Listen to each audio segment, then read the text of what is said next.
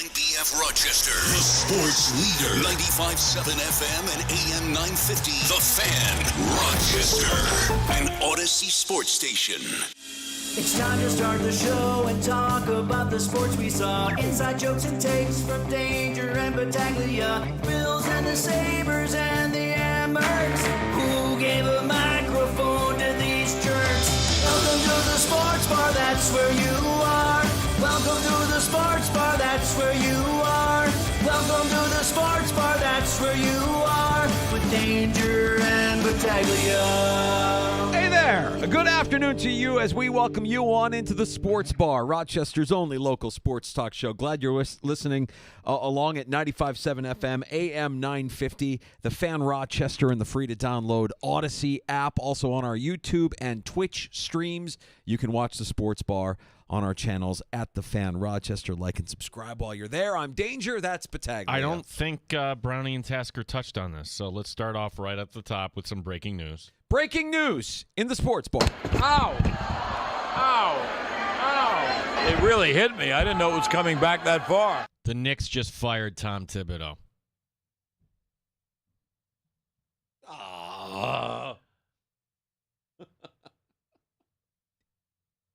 We can debate whether he's good or not for the Knicks. What you can't debate is that New York got further than they have, checks notes, 26 years. 26 years, Danger. What led to this? To me, it's stunning. Now, this is kind of divisive. A lot of people are saying, I can see that. Other people are saying, what the Knicks are nicking. Like JR Sport Brief. He's going to have that take tonight coming up at 6 if he's sticking with what he's putting out there in social media. I'm kind of stunned. Like, name me another coach that takes his team to the conference final or whatever the format is, the Final Four, and then, okay, you know what? That's not good enough. I mean, that's a foreign concept here in Western New York. It's so funny, though, man. The NBA is just a different beast altogether, right? I mean, we've talked about how this is a league that's the players dictate terms more than anything. The players are the ones that are vocal.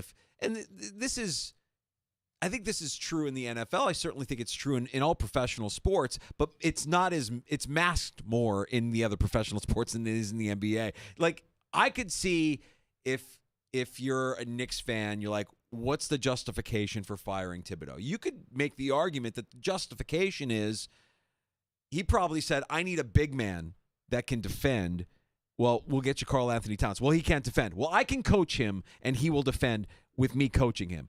Well, he didn't defend, and whatever you tried to get him to do, didn't happen, and now you're stuck with this guy who the rest of the league knows doesn't really defend, and you don't really have any flexibility to move around. If that was, I'm just saying, maybe that was part of it, right?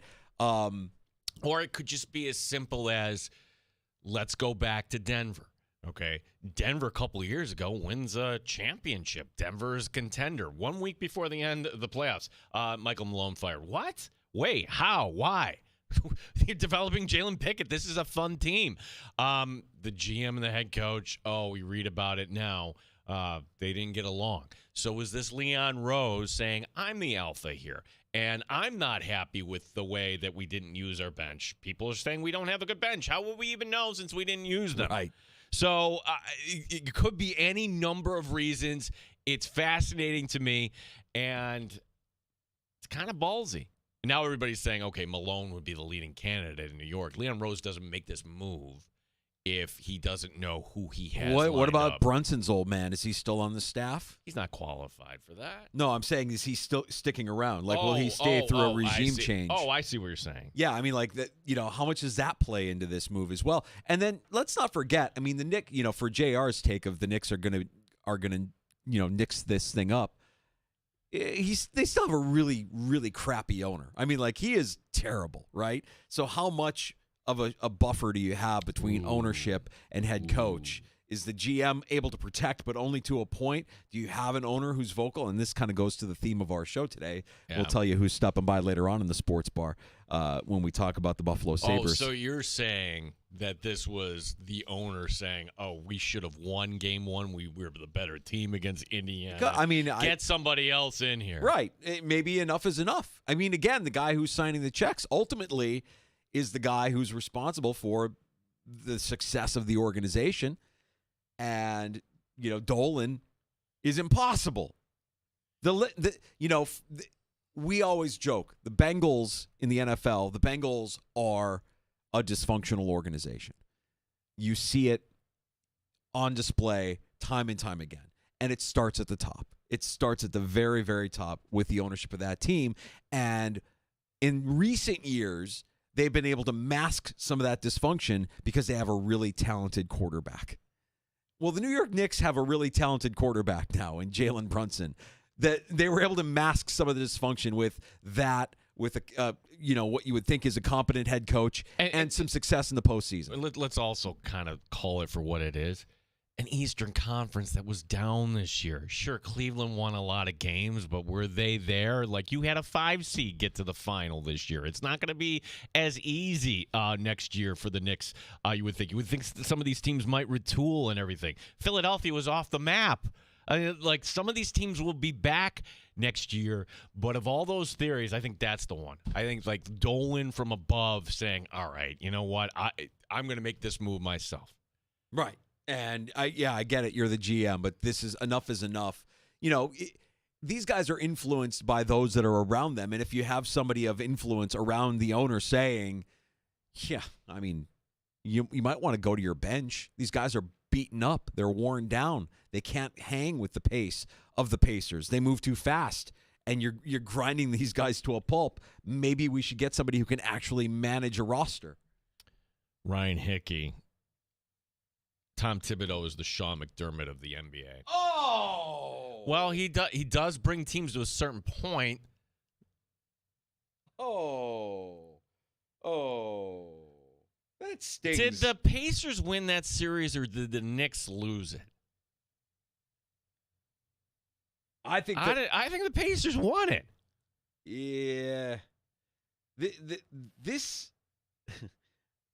is I'm reading my I'm in a thread of just Knicks fans. Oh, they've got to be. And they are all pissed. I mean, they are upset that he isn't the problem. Find a more offensive-minded coach. But I think most of them believe that this is BS and a bad decision by the organization to move off of Tibbs. So there you have it. I'm stunned. Yeah. I'm stunned. And again, give me the example. We heard rumors that if they got bounced early in the postseason, that would be it, right? You're out of the first round. Detroit beats you, you're done. And I think that's justifiable. If you get your team within 2 wins of the NBA Finals. Right. It's a bit shocking. Yeah.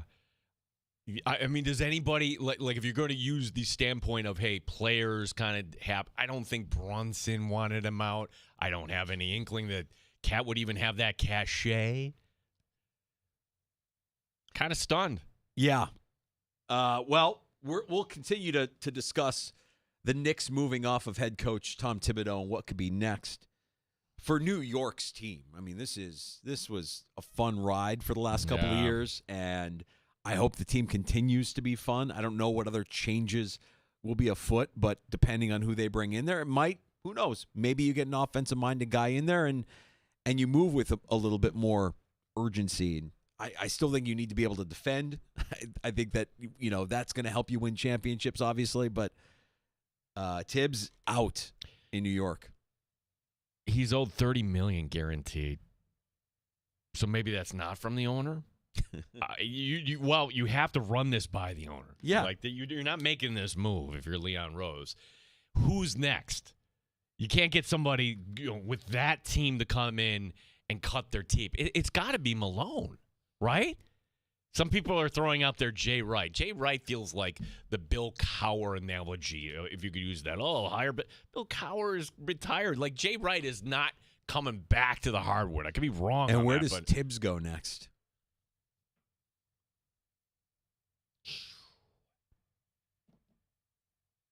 Anywhere. Right. Yeah. Interesting.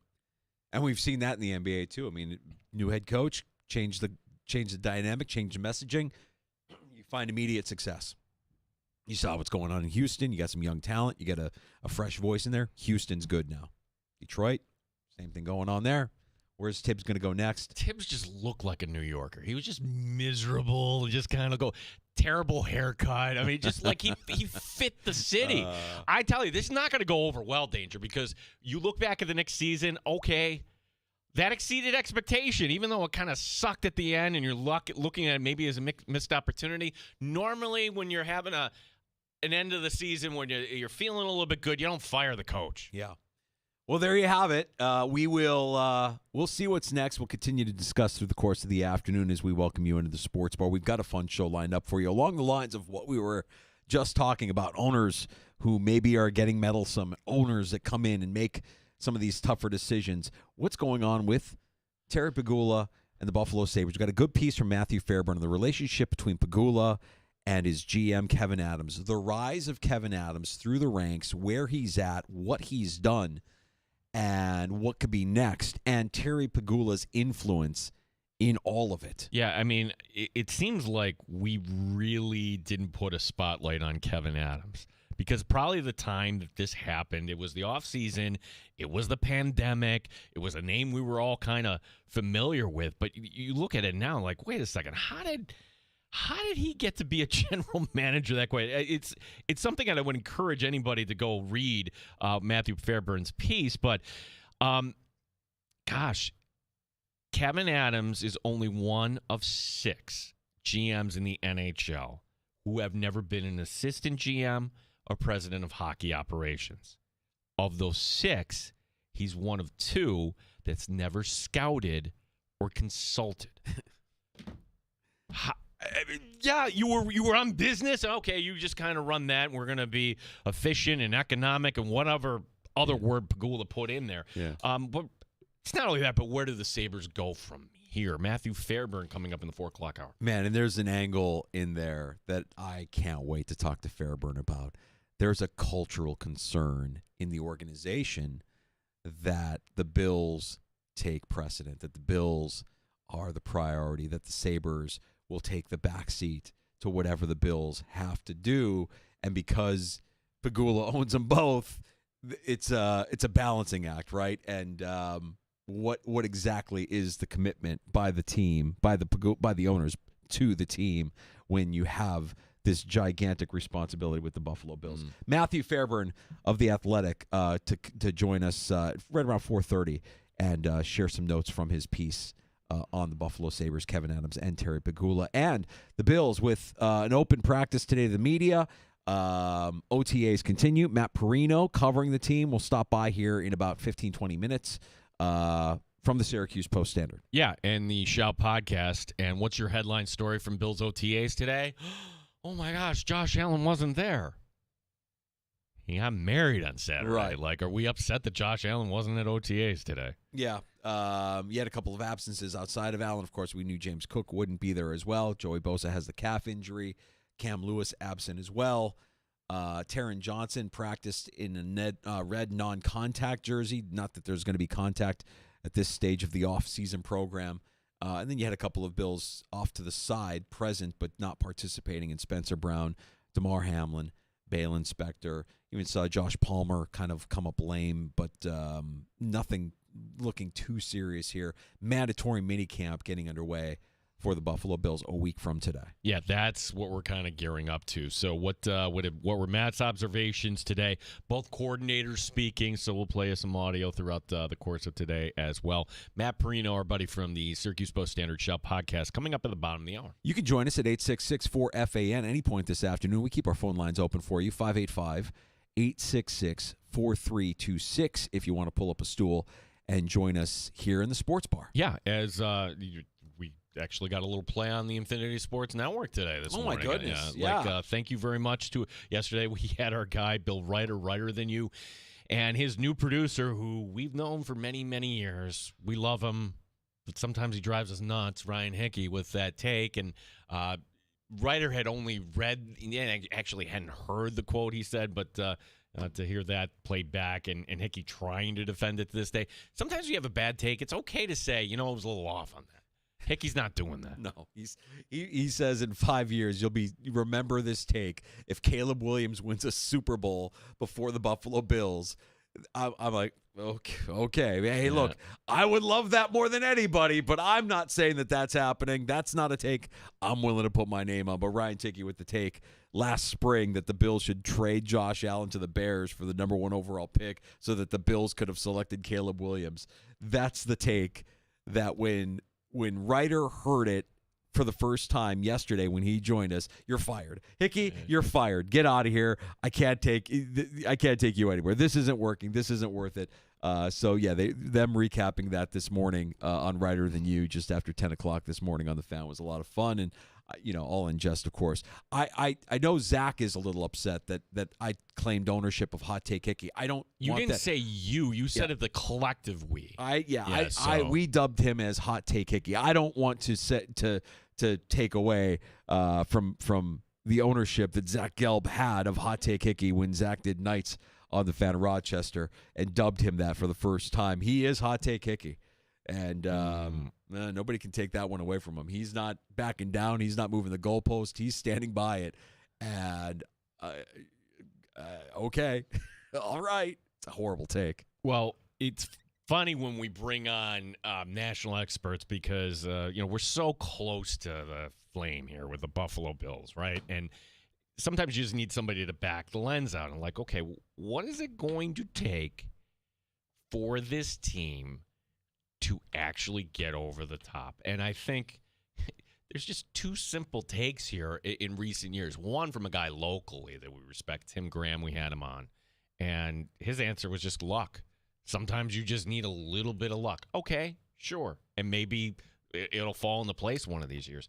But the way Ryder kind of described it is like kind of your timing may be off here, that you're playing in the Patrick Mahomes era and you can't get over. And you want to talk about a Knicks fan danger, they were a great team that never got a championship because they were playing in the Michael Jordan era. Or you could say the Utah Jazz or whatever it is. Pick a sport, and I hope that's not going to be the legacy here, Buffalo. But I can't argue against you can't that. argue it, but I don't want it to be an excuse because Peyton Manning did get by Tom Brady in the Tom Brady era. The Patriots were a dynasty, and teams did get to the Super Bowl. The Steelers did get to the Super Bowl.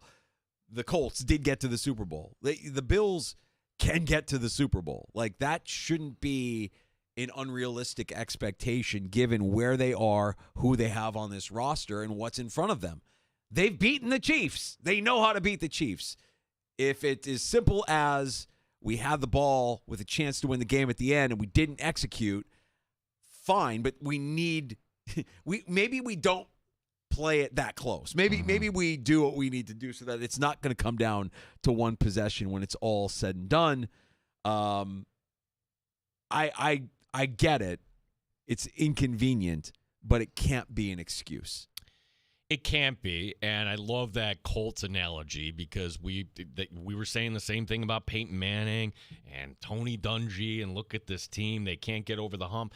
But then one year, they hosted the AFC Championship game. Now, granted, Kansas City won here, but that was the divisional round. Like, can you actually get the tournament to run through Buffalo this season? You will hear me say this time and time again.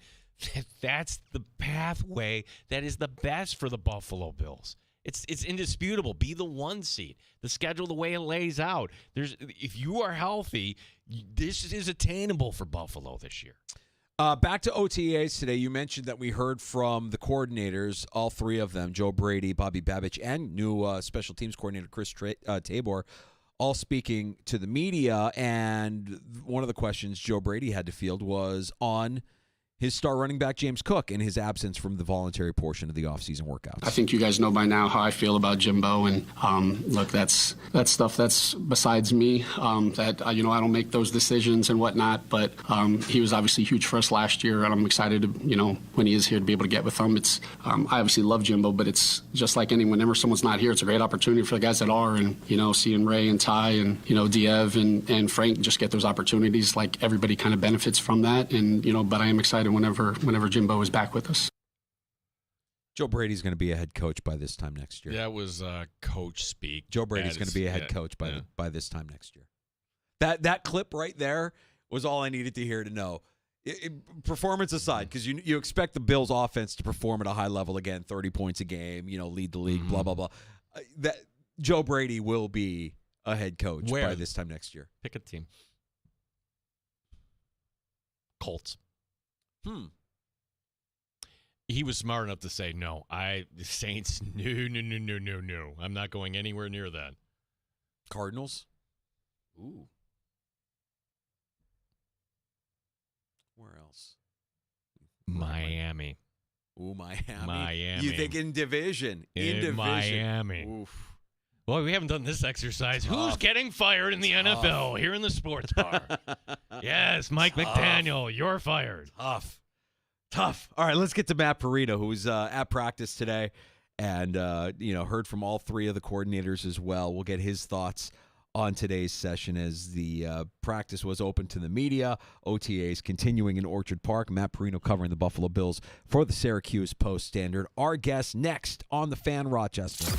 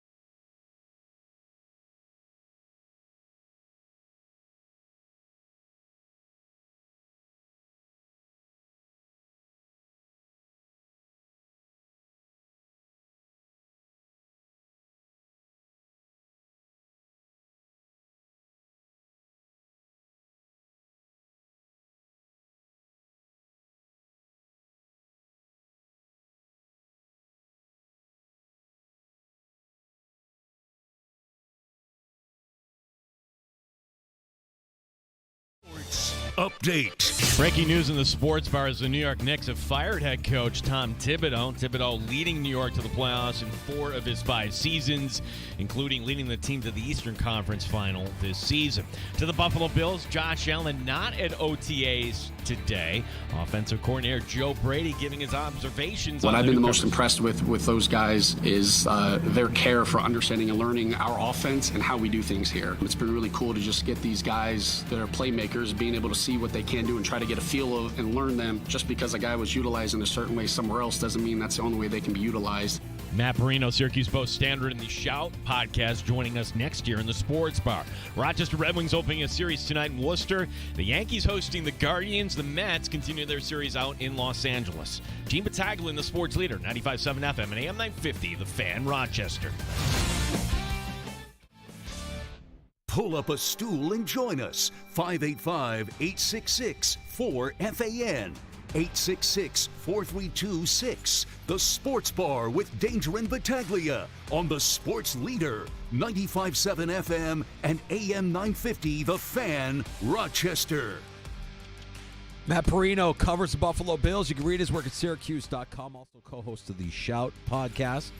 Joining us in the Sports Bar as he does every Tuesday at this time to talk Buffalo Bills. And we had the media open for the OTA session today in Orchard Park. Matt, no Josh Allen, I think, is the headline, but not a surprise with that. And really, there haven't been too many surprises, I think, so far this offseason or in the offseason program. Anything that you've seen or that you've heard that might be concerning other than what we all kind of thought with James Cook being out, the injury to Joey Bosa that we learned about last week? What'd you learn from today's session? Yeah, I think we've learned that, if Josh Allen's not out there, it's a concern.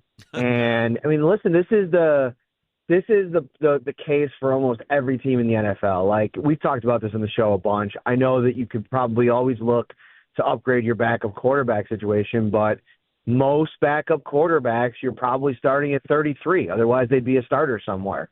And when you're going 33 through 60, trying to find somebody that can kind of right the ship or, hold the line is a challenge. And, I thought at times today, I think Sal put it out there, and I agree with him. Guys just holding on to the ball, not seeing plays that are out there to be made the way that Josh does. And when that happens, it's a little bit harder to evaluate what you're seeing out there because there just aren't as many opportunities for competitive situations. I mean, there's no pass. You got guys kind of turning off at the last moment that might be pass rushing. Like, there was probably 3 or 4 sacks today that aren't even called. A whistle's not even dead because the guys are stopping. Like, they're not even trying to really attack in that way. And you want to be smart in OTAs, right? Like, you don't want anybody to get injured or anything like that. But it's just hard to evaluate. I thought Trubisky made a good throw here or there today. Mike White maybe had one. I don't know. I think, Shane Buechele, this is a very close quarterback group. But over the last 2 seasons, I've not really seen anything from Shane Buechele that makes me think, from a football perspective on a field, where it's like, that guy's got to be kept around. It'll be a big preseason for a lot of them, though, because I think all 3 of them will get probably some time. I don't think you'll see a ton of Josh Allen in the preseason. But with 3 games, there's not even as much of an evaluation window to see what these guys can do. I mean, how much actual football in Shane Buechele's career have we actually seen him play? And listen, that's not his biggest asset, right? Like, his biggest asset is, what are you doing in the film room? What are you in terms of an asset for Josh Allen? That, to me, is the most important thing. And the fact that he's still around makes you think that he's good in that department, which is good. But from a football perspective, there just wasn't a lot of great quarterback play today. Yeah, Matt, if we're just looking ahead, and we'll do all the exercises at Fisher, like who do you think will be on the final 53, but that would seem to be a luxury to keep 3 quarterbacks, and maybe that's part of this. Like, we need to have 3 guys. Why not just put Buechele, on the practice squad? And I mean, is there any way to handicap the backup here, Trubisky versus White? I'll ask you the question this way, and I don't want to think about this, but if Josh Allen was out, say, 4 to 6 weeks, who would be better equipped to guide Buffalo through a rough patch like that, Trubisky or White?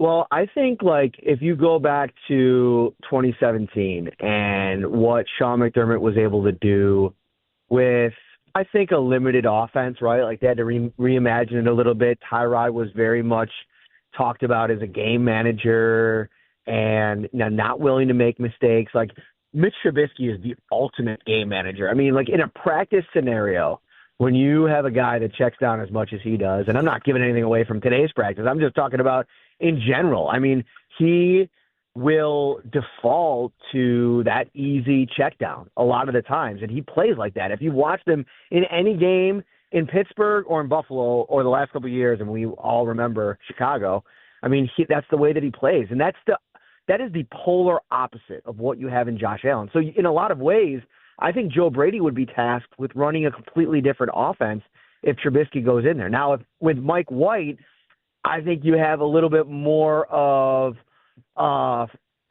creativity, but not the talent level and the ability to maybe make some mistakes in that department. And you're going to have that with any guy that goes in there. Like, Gardner Minshew a lot of times has been talked about as a good backup quarterback. He'll go in there and he'll make some wild plays, but he'll also make some boneheaded plays as well.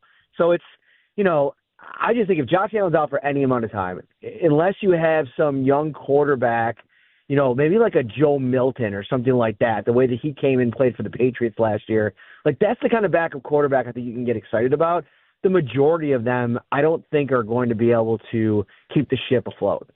Matt, we heard from the coordinators today for the first time this summer. Joe Brady speaking for some time and sharing some color on Keon Coleman, on James Cook.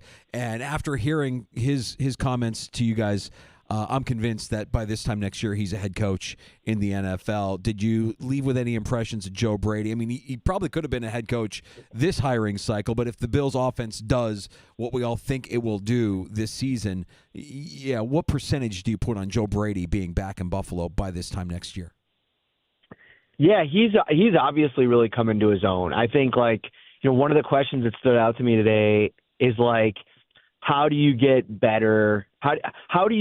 What would better look like for this offense considering how good it was last year? And I thought his response was really, well thought out, and he's very intelligent. He's somebody that has had to change a lot of different things. One of the things that I'm writing about this week and maybe into next week is, Keon Coleman is a perfect example of something that I think could help springboard his ability to get a head coaching job, because as they used him in year one, 88% on the outside, not very much on the inside at all. And he talked about not believing in positioning a guy any one place. But I think if you look back, and I don't think he would ever say this, maybe they didn't want to put all that on Keon's plate year one, right? Let him come in, let him become an X receiver, let him work on being a boundary factor, and then as he gets more comfortable, really let him blossom into the offense and into the other things that you can ask him to do. I looked at some of the advanced numbers, guys, like Malik Neighbors, Brian Thomas Jr., and Ladd McConkey, all guys that could play outside, inside, and did last year. And Keon didn't. And I wonder how much of that was the player not ready to do it. And then if this year, could this be something that if Keon takes off and they find some creative ways to get him the ball, maybe some of the separation numbers go up, maybe some of the contested catch numbers go up.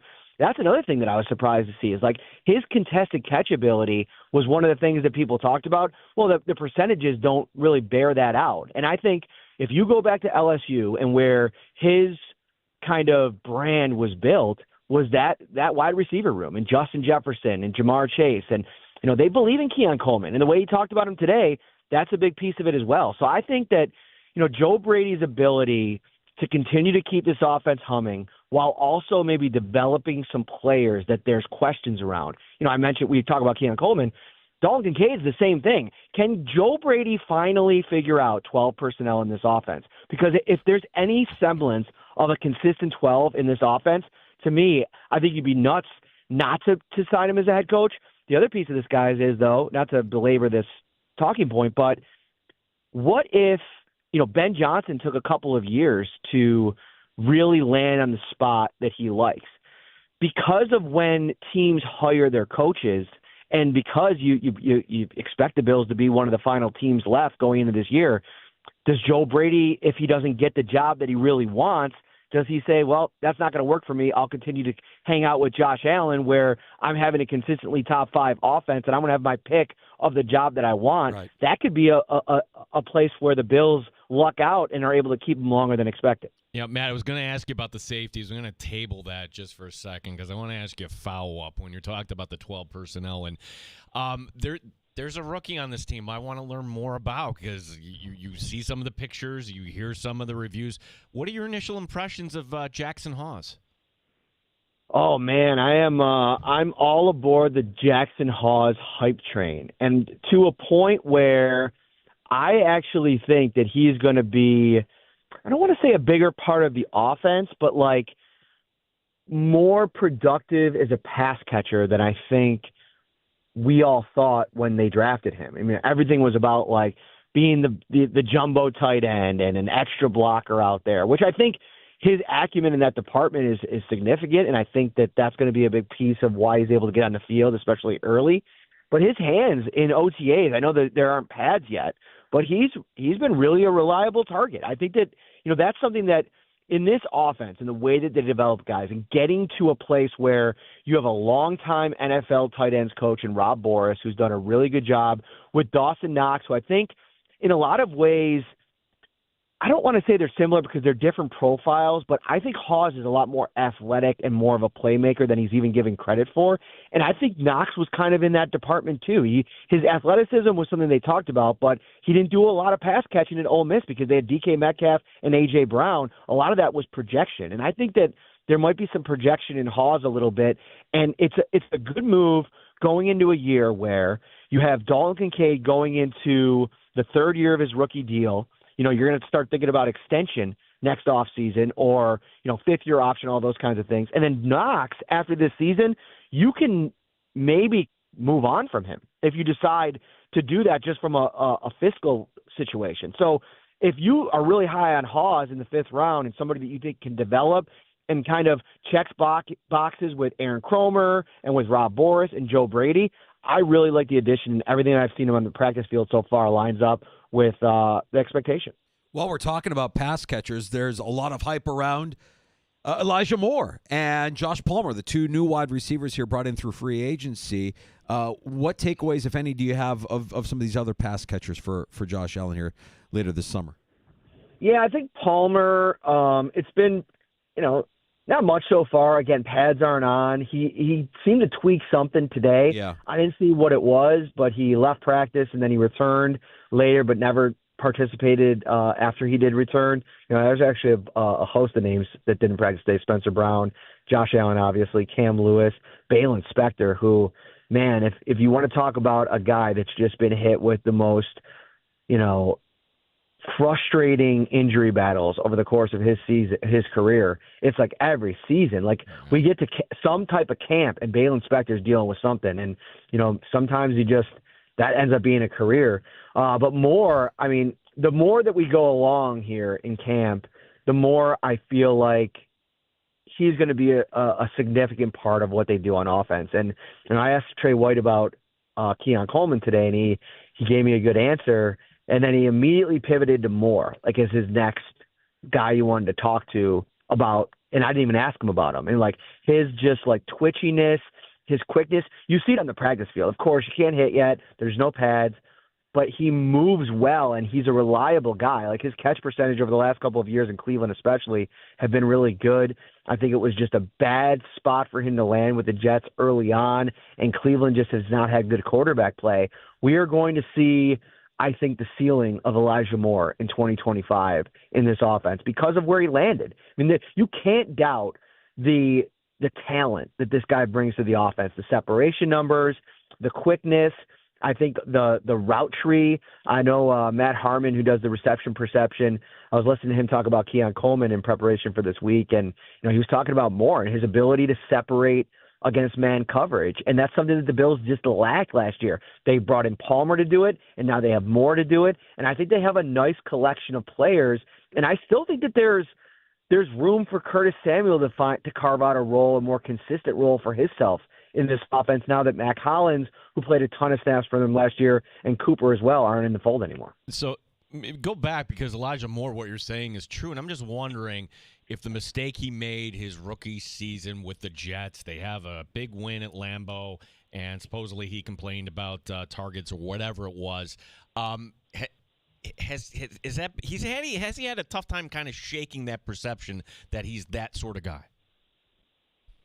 Potentially. I mean, that kind of stuff gets around the league, but if that's the case, I think he has done damage control in a big way, because none of that followed him the last couple of years in Cleveland from what I've read and researched since they signed him.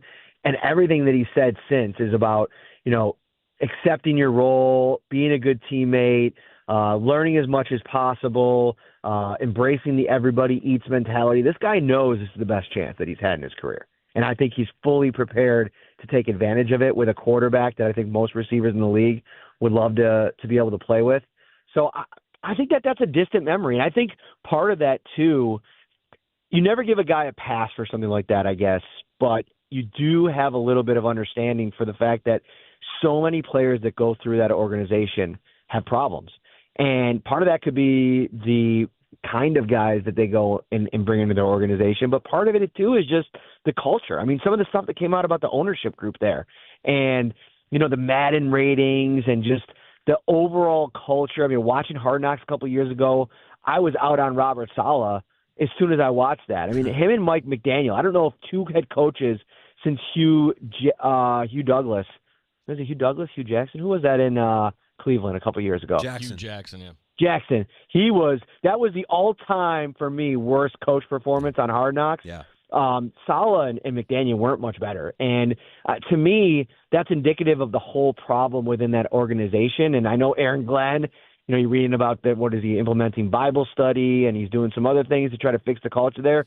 It's going to take a complete shift in how they do business there. And the problem is the ownership group is still there. So some of those problems that continue to kind of multiply because of the way that it's run from the top down, it's hard to weed that out, even no matter how good of a head coach you get. Matt, you mentioned the inability of Balin Spector to stay healthy, and I want to shine a little bit of a light on linebacker. We know that there's changes afoot. We anticipate that Matt Milano will be playing somewhere else next year, if he's playing at all, and we've seen Dorian Williams, kind of get better and improve year after year, and good reports out of him so far this offseason as well.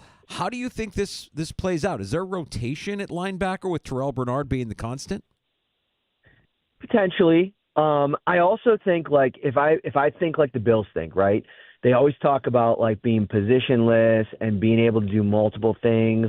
If you remember when they drafted Dorian in his first offseason, they were talking about cross-training him at Mike and on the outside. Now, I can't get into where he's lining up, and I'm not insinuating that he's playing middle linebacker, but if Terrell Bernard were to miss any time, the depth chart is very interesting. I mean, you have Spector, who we've talked about. He can't stay healthy. You have Joe Andreessen, who played really well in spots last year, mostly in the preseason, who is an undrafted, undersized guy that if he were to have to play for 4 or 5 games, do you trust he's able to do that? Now, I don't know who suggested. I was having a conversation with recently. It might have been Joe Biscaglia from The Athletic, but we were talking about maybe Matt Milano. If Terrell Bernard was to get injured, would he move into maybe Mike linebacker because he's a little bit smaller, which would allow Dorian to play the position that he's played for the last 2 seasons, and Milano being able to adjust a little bit more because we haven't seen Dorian since his early in his rookie season play any middle linebacker.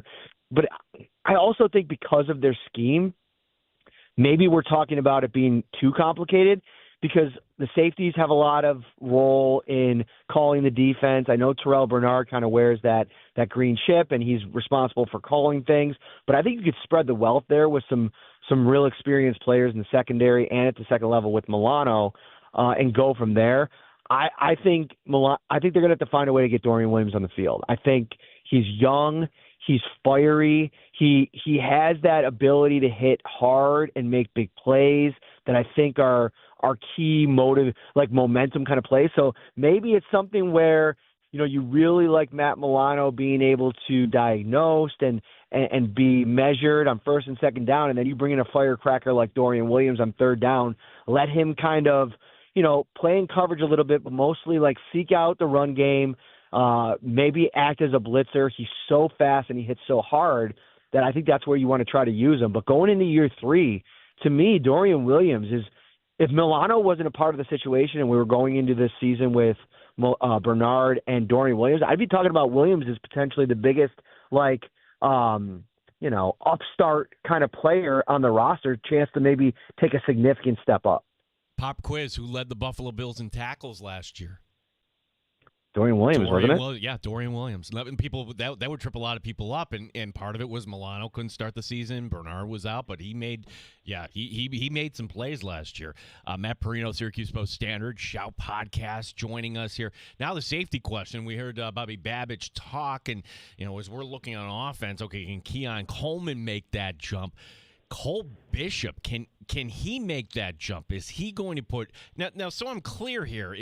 Could he start at either position? What is kind of the future hold here for Cole Bishop, Matt? It's hard to say. I mean,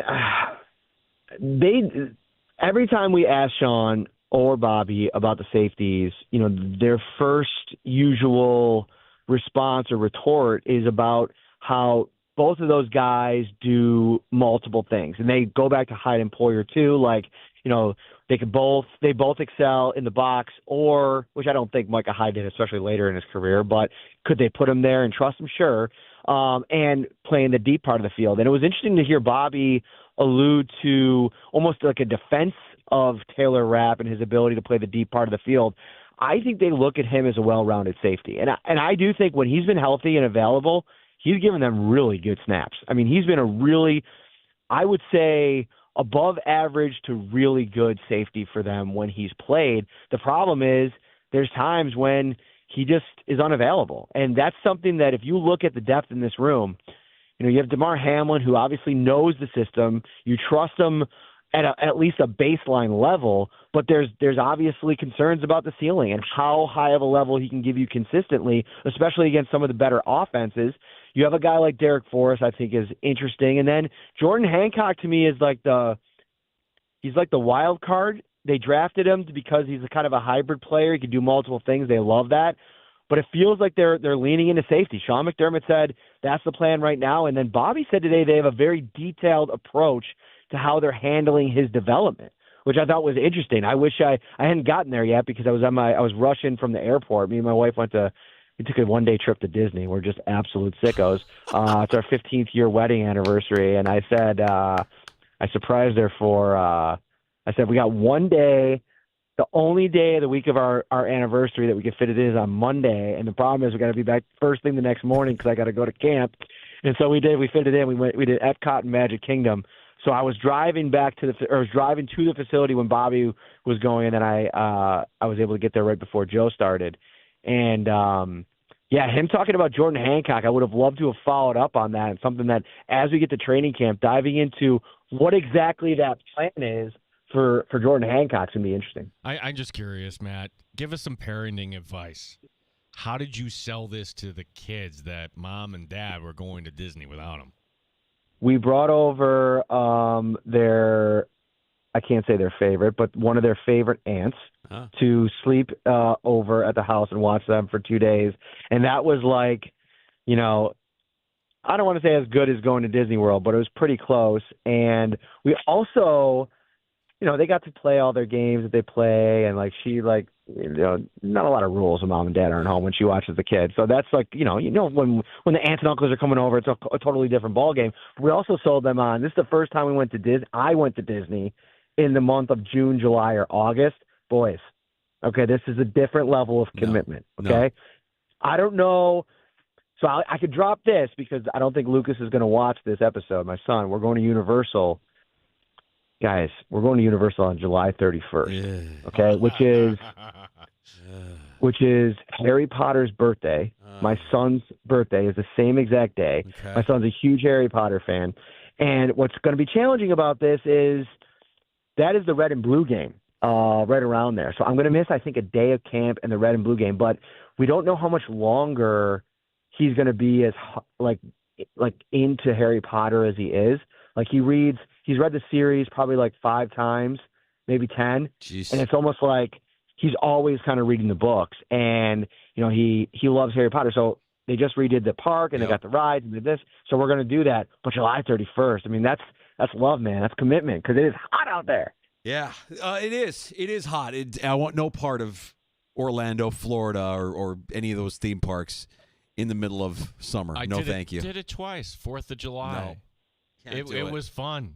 I'd do it again. Hey, I have one more question, Matt, before we let you go. And it's funny because last week at Browns OTAs, Joe Flacco was asked about his role as a mentor for the 4 other quarterbacks that are on the roster. And I thought he gave a really good explanation of why he can't really answer that question because it's a no-win. If he says he is a mentor, then people don't think he wants to compete or he doesn't want to play football anymore.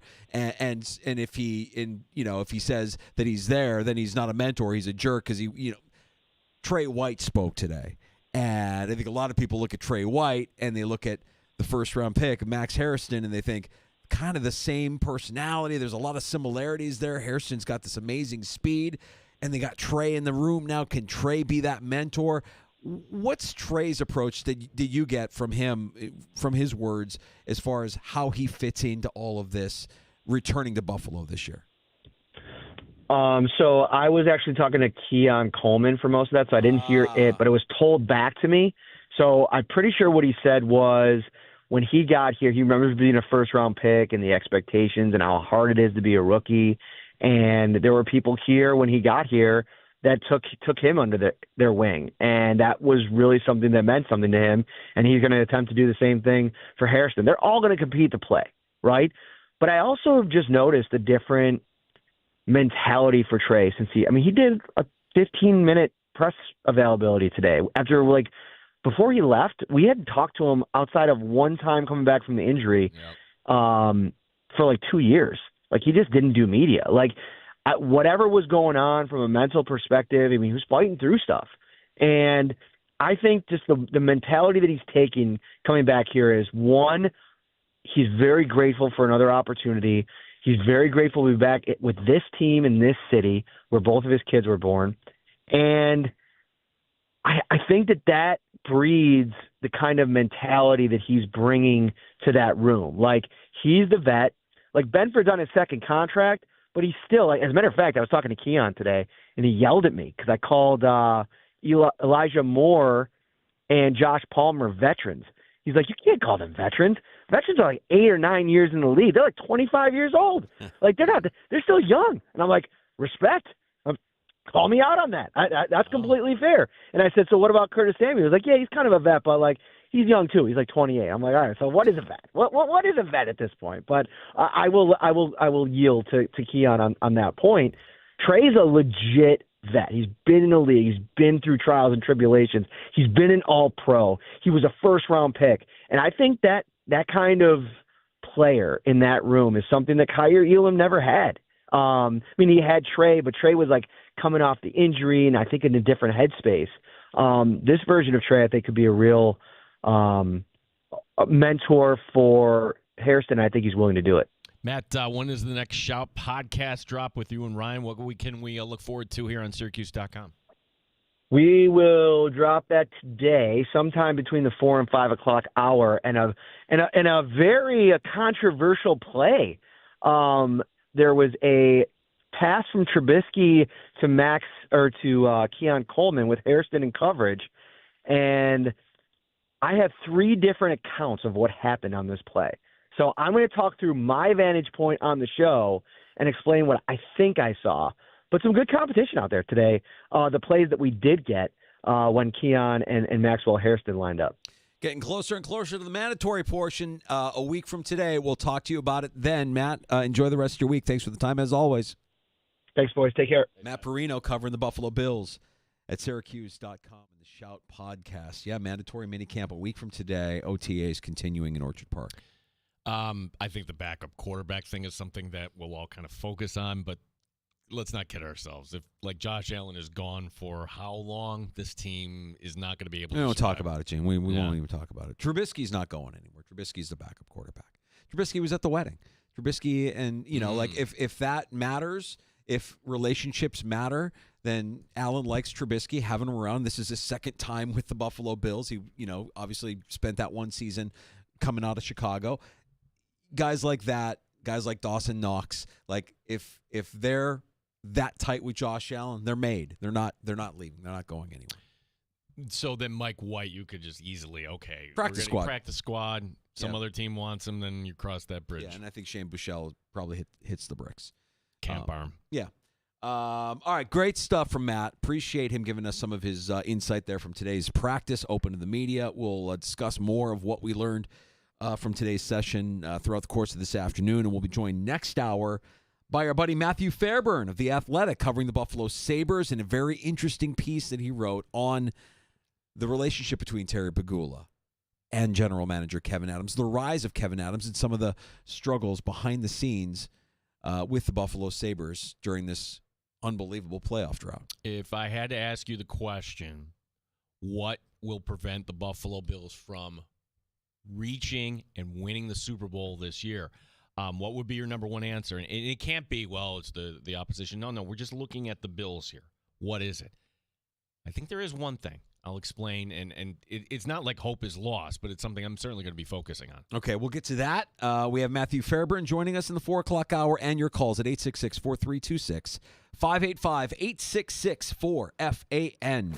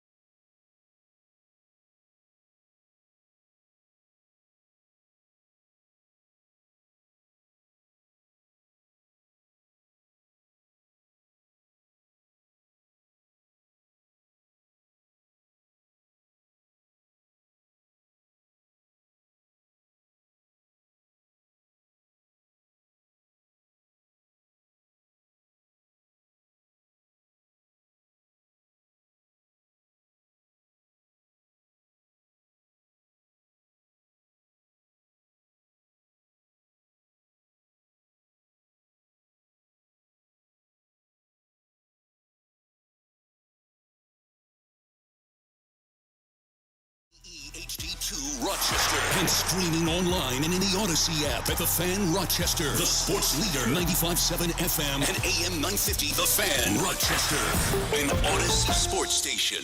The Fan Rochester Sports Update. Big news out of the NBA where the Knicks today firing head coach Tom Thibodeau. Thibodeau leading New York to the playoffs in 4 of his 5 seasons, including the Eastern Conference Final this season. To the Buffalo Bills, where Josh Allen coming off his wedding, not at OTAs today. Defensive coordinator Bobby Babich on what he's looking for this time of year. You know, I think the biggest thing is the consistency. And I think the overall consistency in our approach, in our execution, and really making sure that no matter who we're playing, certain things stay the same, and I need to make sure I do that first and foremost as the leader of the defense. Mandatory minicamp begins next Tuesday. Rochester Red Wings beginning a series tonight in Worcester.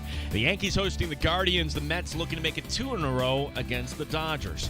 Gene Battaglia, the sports leader, 95.7 FM and AM 950, The Fan Rochester.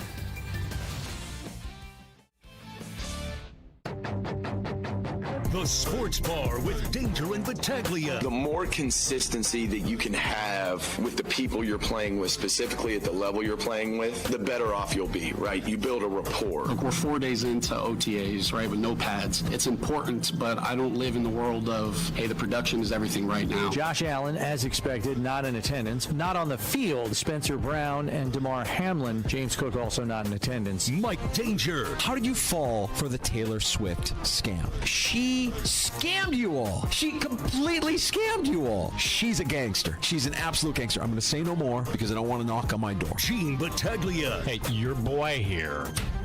Perfect bill of health. No, none of that. I would not be shocked if the Thunder won it in 5 games. A 4-1 series win. The Stanley Cup Final. 95.7 FM and AM 950 The Fan, Rochester. You're back in the sports bar. Danger and Battaglia, we're glad you're with us this afternoon. Hazy skies, those California wildfires. Not gonna let that damper our spirit. The Buffalo Bills back on the practice field, albeit without Josh Allen. And later this hour, we'll talk to Matthew Fairburn of The Athletic. We'll get some Sabres talk in there. He's got an interesting piece on the dynamic between owner Terry Pegula, Kevin Adams, the general manager. 2 years ago, we couldn't hardly breathe. Remember that? I remember waking up one morning, going on my dad run, and sitting in the back patio after the dad run, and it smelled like a campfire. And I'm like, that's different. And then the air quality, alerts went out. Like, oh, don't go outside. It's bad. Don't breathe in the air. This is what. Okay, but yeah, that was rough. It was a rough summer. It didn't go away. It got to the point where okay, I'm not gonna put. I'm putting a mask on. I'm making that decision. I don't want to breathe this crap in. Foggy and hazy and the wildfires from. These are from more in central, like Manitoba area, right? That are kind of like blowing our way through the Midwest. It's a weird kind of weather pattern that we've been stuck in here for a while. I don't think hopefully it's not going to be like anything it was 2 years ago where we had, hey, should we play the Little League game tonight? Not so sure here. Did you know we've got 4 teams in New York that made the conference final? How many rings? How many championships? Well, that's the thing. And you could say that all of them have flaws, right? You get to the Final Four and anything hey, you're right there. I'm like, Well, I'm going to say 3 have flaws that make you say, no, clearly not the best team in the league. And let's start with the Knicks. And we talked about Thibodeau right at the top of the show. The Knicks are fun. I say their bench is their top flaw. Danger, you would say it's the defense and Cat specifically. Maybe a combination of the two will give you some hope next season, Knicks fans. But that's a team that I don't think was ready to win a championship this year, my opinion. The Yankees. Well, they made it past the conference final. They made it to the World Series. But this year, have you seen the bottom of their lineup? It seems to me like the Yankees, if they can get by Detroit in the American League, I put Detroit right up at number 1. But the Yankees right now, I think, have to add some things. The Mets, I think you can't call me a misfit if I'm saying their flaw is their starting pitching. No. It's okay. It's statistically, it leads in a lot of categories. Best record in the National League. They've gotten this far without a good rotation. But it's not elite. Yeah. It's not elite. Right. I think that when you get to it, your Yamamotos or your Zach Wheelers. Can the Mets toe-to-toe? This brings me in. I'm lumping your favorite team, everyone, in with these other New York teams because, heck, we are in New York, the Buffalo Bills. What's their flaw? I mean, you look at it, this team's ready for a championship. They had the ball in their hands in Kansas City. I'll give you a flaw. And we could debate whether it's fatal or not. You can't say it's fatal because, well, they may have the answer to it, but I can't say right now here on June 3rd they have the answer. Who is going to be that big-time playmaker on defense? Can you win a championship without AD linemen that can tear it up at any point? That somebody you got a game plan around. If we get to the end of the season and if it's Oliver and Rousseau and you throw in Joey Bosa, and if we're saying the same things, Danger, like, yeah, we saw flashes, we want more. If none of these guys turn it up a notch, look, that's going to be the number one thing from preventing Buffalo from winning it all. I'm not going to hold my breath. I think that is who they are. I think what you see out of Rousseau, it's not. I don't know how much better it can get than what we've seen out of Rousseau, out of Bosa, out of Ed Oliver.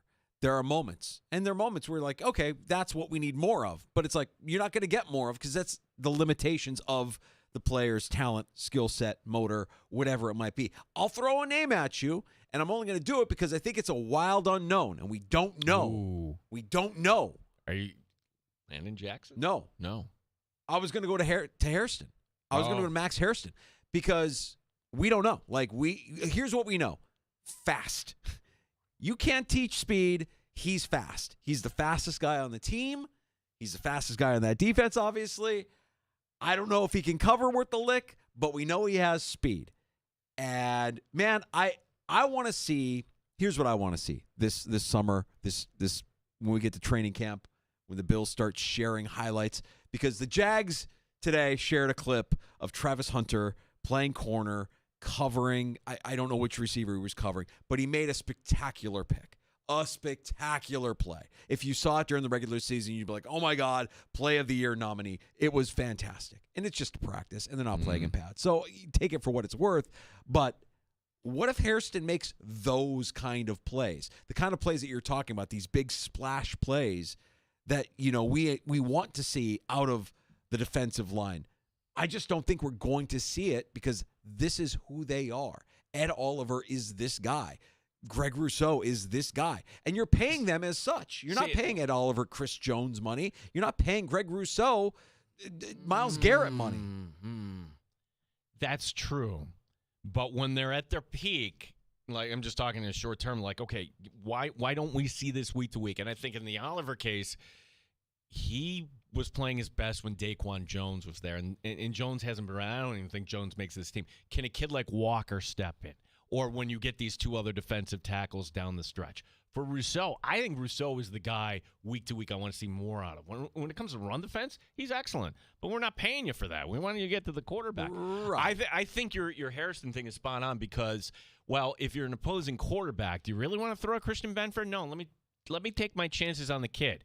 And sometimes, like Diggs down in Dallas, he's not a great corner. He just got a lot of volume, and he has the ability to make big plays. That's the difference. So can Harrison be that sort of corner we're not used to? I mean, if I made a bold prediction on the Buffalo Bills today, not knowing anything about a lot of this roster and how it's going to shape up and what it's going to look like when they actually get on the field, I think it would be, I don't even know if it would be bold to say Harrison's going to have at least a pick six, at least one pick six in 2025. That's not bold. It's not bold, That's right? not bold, no. Okay. How about two? Still not bold. No, you want more. Who was the guy? Who was the guy for Dallas? You mentioned Diggs. That the other guy, is it Bland that had? Didn't he have like six? Didn't he have like a bunch of touchdowns just a couple of seasons ago? And you saw it, and you're like, my God, he's not like a special player, but he just got to the ball. When he got the ball, he made the most of it. Scored points on defense. I think Hairston is an interesting case. Just because we don't really know what he's going to be as a pro, but he has the one thing that nobody else on the team has, and that is this elite speed, and that's the thing that you can't teach. I'm curious to see what Hairston looks like out there. 866-4FAN, 866-4326. We always welcome your calls here. Brad in Rochester joining us. Hey, Brad. Hey, the biggest thing I want to see is in January that we're the top team in third down percentage, where we get them off the field. If we can do that, we're Super Bowl bound. If the defense can get the offense off the field. We haven't done that in the last 4 years. It's true, and I'll say this: last year, the plus minus for the Buffalo Bills was insane, right? They were really good with takeaways, and as much as I want to say you can bank on that, you can lead the league in turnovers again. I don't know that you can. I think that takeaways are kind of fleeting, and scoring points and winning games with defense is not necessarily sustainable. You have an offense that's going to put up 30 points a game. Your defense should be able to win games, getting off the field, stopping teams on third down, holding teams to under 20 points a game, under 17 points a game. Yeah, I don't think that's too great an ask. And if you do that, with consistency, not getting as many turnovers as the Bills got last year, I think you'll be okay. Brad, thank you for pointing this out. Do you know where the Bills ranked third down defense last year? Well, take a guess. Since you're bringing it up, it can't be good. 28th. 30th. Only Atlanta and Carolina worse. Carolina was 50%. Buffalo at 44.54%. Yeah, I would think you'd want a closer, somebody that you get out there and get after the quarterback on third down. And I think the guys that they have are just that. I think they know what they are at this stage of their career. I don't expect Greg Rousseau to take a leap. I think that's just what Greg Rousseau is. What we see is what he is. What Ed Oliver is what we see. I don't expect these guys to find another gear to elevate their game. Part of it, too, is getting off the third down. What did we think of the safeties last year? They are all right. Were we excited about Damar Hamlin? We kind of like Taylor Rapp. We're hoping for something out of Cole Bishop that's not Poyer and Hyde, folks. It'll be fun. Thanks for the call. I'm ready. Yeah. I'm ready for football. Brad, appreciate the call at 866-4326. Always appreciate your contributions. Matt Fairburn is going to join us next from The Athletic, covering the Buffalo Sabres. And really interesting article that he penned that dives into the relationship between Sabres owner Terry Pegula and GM Kevin Adams. And what this dynamic has done in terms of shaping their trajectory when you're in the middle of a record-setting 14-year playoff drought. Basically, it lays out the story. Like, wait, how did Kevin Adams even get in the organization to begin with? He was a Darcy Regier hire. And it was, this is why golf is important for business. He gets invited to a Sabres alum golf tournament. He's like, well, I didn't play for the Sabres. It was Larry Playfair that invited him. Well, no, you're from Buffalo. You're a Buffalo guy. Come on. And that's how connections are made. Yeah. It's funny, you forget he's a Buffalo guy, and which makes the comments about palm trees and high taxes even more. It's like, come on, dude, you're from here. You know this. You don't have to point this out for everybody else to hear that. Yeah, there are struggles with living here, but for the most part, it's a fantastic place. And you should know that being from Buffalo. It's what you would describe as the language of losers. Like, you're going to make excuses and like, what do you want me to do? I can't, the shoulder shrug emoji. We'll get into it with Fairburn. We're long overdue to talk to Matthew Fairburn, covering the Sabres for The Athletic. We'll talk about this article, this dynamic between Terry Pegula, Kevin Adams, and the rise of Adams, and why it appears he's not going anywhere anytime soon. He's joining us next on The Fan Rochester. You're listening to the Sports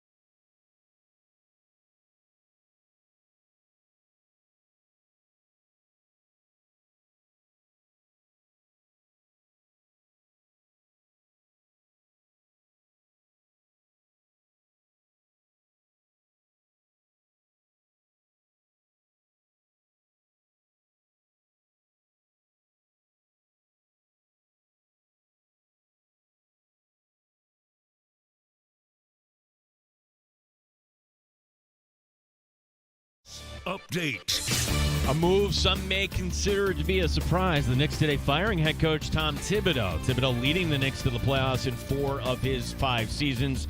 The Knicks took Indiana to a Game 6 this year in the Eastern Conference Finals. To the Buffalo Bills, Josh Allen coming off his wedding. Not at OTAs today. Offensive coordinator Joe Brady giving his observations on the newcomers. What I've been the most impressed with those guys is their care for understanding and learning our offense and how we do things here. It's been really cool to just get these guys that are playmakers being able to see what they can do and try to get a feel of and learn them. Just because a guy was utilized in a certain way somewhere else doesn't mean that's the only way they can be utilized.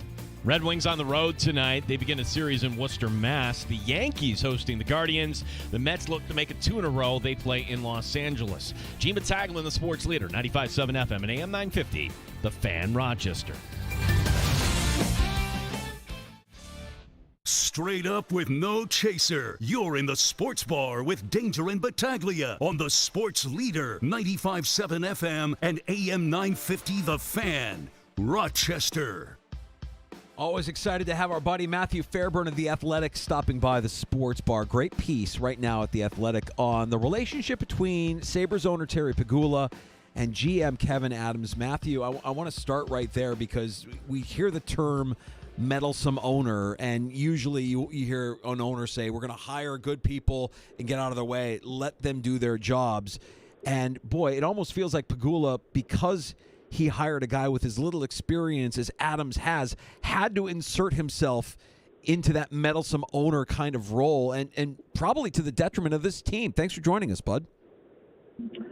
Oh, thanks so much for having me, guys. Yeah, it's been an interesting ride for the Sabres, and a lot of it does trace back to this relationship between Terry Pegula and Kevin Adams, because there's not a lot of general managers in this league that get 5 years of missing the playoffs and still get a 6th season. There's not a lot of general managers who are in the position that Adams is in with this type of flexibility and this type of control. And a lot of it traces back to, frankly, a relationship that they built years prior to Adams being general manager. I think it's safe to say that Adams doesn't get this job in any other market, at least not in 2020, and he doesn't keep this job as long as he has in any other market. But that's what's happened so far under Terry Pegula's ownership, and it's, I think, a big reason why this drought has gone from 9 to 14 seasons. Yeah, your piece at The Athletic, Matthew, it's about Kevin Adams and how he got to this position, how there were corners that were cut, certainly, but it's also about Terry Pegula and going back to the day where he gets, he's there with his black suit and the navy tie and making those proclamations, and out of the gate, he's spending money. It's going to be hockey heaven. It's going to be everything. And so how did we get to this point from, money, no problem. We have the resources to, okay, we've got to be efficient and lean, or whatever the slogan they threw out there. What changed with Terry Pegula, in your opinion? I think it's a to it. Probably number one being the pandemic, right? You are sitting in a spot where business changed, and business changed pretty drastically for them. And so that, I think, accelerated Kevin Adams' rise to general manager. I think he would even acknowledge that had the pandemic not happened when it did, he wouldn't have become general manager when he did. But you have to go back even before that, and in a lot of people that I talked to, a theme that came up was that there was definitely an inflection point when he bought the Bills, and that might not even be entirely financial as much as it was the fact that your attention can only be split so many ways, right? And a few people, I spoke to, one, I believe that's quoted in the story, saying that, everything Bills was always more important than everything Sabres, and everything for the Sabres has been a bit helter-skelter since he bought the Bills. It's a pretty commonly held opinion in those offices. And I think actions back that up. This team has not spent to the salary cap in 5 years. That's related to the pandemic, but I think you can also trace it to other business complications that come from owning 2 NFL teams. There's also the fact that when they hire, Pete Coelho's in this role as dueling COO. He's a football guy. He has a background. Yes, he worked in the NBA, but he also worked for a long time before this for the New York Giants. And since Ted Black got fired, every president or COO that has had sort of the dueling capabilities has been somebody in football. Somebody that has a background in football. Ron Raccuia, Russ Brandon, John Roth came from the banking world before that, but Bruce Popko. These high-up executives, it's been Terry Pagula kind of on an island in some ways as far as experience with the NHL. And so as far as how they went from being this cash cow of an organization to what they are now, I think the Bills have a lot to do with it, and the pandemic has a lot to do with it. I mean, when it was his only team, and Terry Pagula is a hockey guy, and he was a Sabres fan, he was throwing money at it. The other thing about it, too, is that didn't work, right? Christian Ehrhoff, Billy Lano, that didn't work. He couldn't buy a winner, and there was a point even when he tried to throw a bunch of money at Parise and Suter, and that didn't work because they wanted to go home to Minnesota, and it was, I think, a point of frustration of like, hey, why can't I just write checks and make this work? And that's where, you get into the tank and trying to go about it that way by racing to the bottom and acquiring, talent through very high picks. And then everything, it feels like they've tried to take shortcuts. It's, you have the tank and then you make all these aggressive trades to try to win right away with Jack Eichel. And then before you know it, Tim Murray's fired after 3 years. Yeah. Jack Eichel's the captain probably before he should have been the captain. And that's why, Kevin Adams is only responsible for 5 years of the drought technically, but there's a through line from Kevin Adams to where they are now because he's been in the organization the entire time. He has been, save for when he got fired after Lindy Ruff got fired, Terry Pagula brings him back in and begins grooming him for a position high in the organization. So while he hasn't been making roster decisions for 14 years, there's a pattern to how Terry Pagula operates that you can start to see if you trace this relationship. I wonder, Matt, you talk to a lot of people with the organization or that were with the organization, and I want to stick on the culture concerns between the Sabres and the Bills because I don't think that that's a zero. I do think that absolutely weighs heavily on the team. If you're the Sabres and you see the Bills moving into their new palace and you see the Bills getting all the attention that they get, you can't help but feel like a second-class citizen. And I'm wondering if anybody that you talked to for this story had a suggestion as to what the Sabres can do to kind of rebuild their own identity, short of course, winning more hockey games. I think it's really kind of the big thing is winning will fix a lot of problems, but I think there's an investment to an extent that needs to happen from Terry Pagula, be it spending to the cap, or you're starting to see it now, filling out the front office. There was definitely bloat in the Jason Botterill front office. Like they got too bloated in terms of their scouting staff, and there was a need, as Kevin Adams put it, to right-size things. But of course, they went drastically in the other direction. I think your actions speak a lot louder than your words when you're an owner, particularly Terry Pagula, who doesn't speak publicly. He's at Sabres games. He's around a little bit more, but he's not around as much as he used to be. And certainly being an NFL owner is a lot more glamorous than being an NHL owner. It's a lot more profitable, certainly in Pagula's case, but it's a cash cow. It's easier, and he's got a pretty stable operation there, right? He hired a good coach. He hired a good general manager, and together those guys got him a quarterback.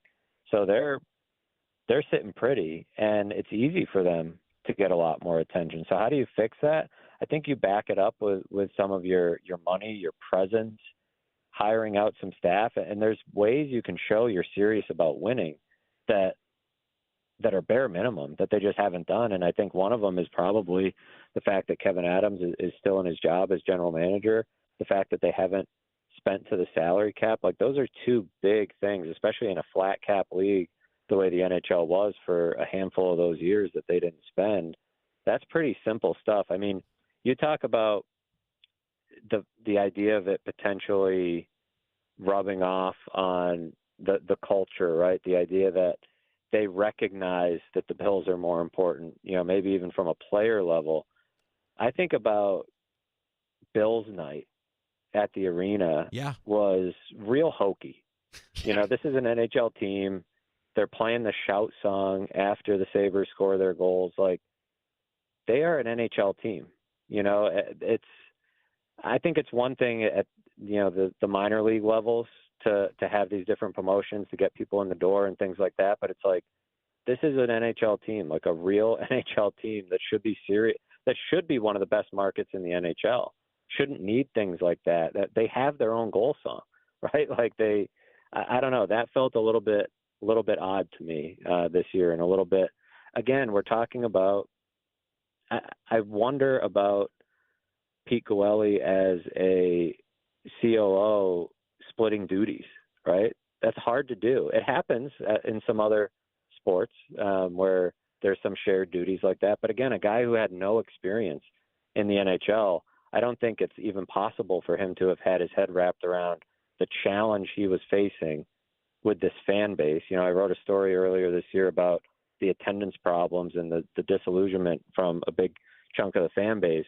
And I think little stuff like that is part of it, where you have, how about a president of the team that has worked in the NHL before, that has an understanding of how to, cultivate a fan base and appreciate a fan base and build out a staff that can build a winner. Because again, when you come back down to it, winning is the best way to make this a hockey town again. And I know it, from hearing from people that were here 20 years ago, there were times when the Sabres were bigger than the Bills. It's almost impossible to imagine now, but there were times where this team was that big a deal around here, and it seems like forever ago. Matthew Fairburn from The Athletic, invite you to check out his piece there. And Matthew, on our show here, we're cynics. We'll admit that. And the Sabres made a move like, oh, that's interesting. This is a guy that has some cachet in this league, Jarmo Kekalainen. And they announced it on a Friday afternoon. It almost felt like the Friday afternoon news dump, like they didn't want this to be out there.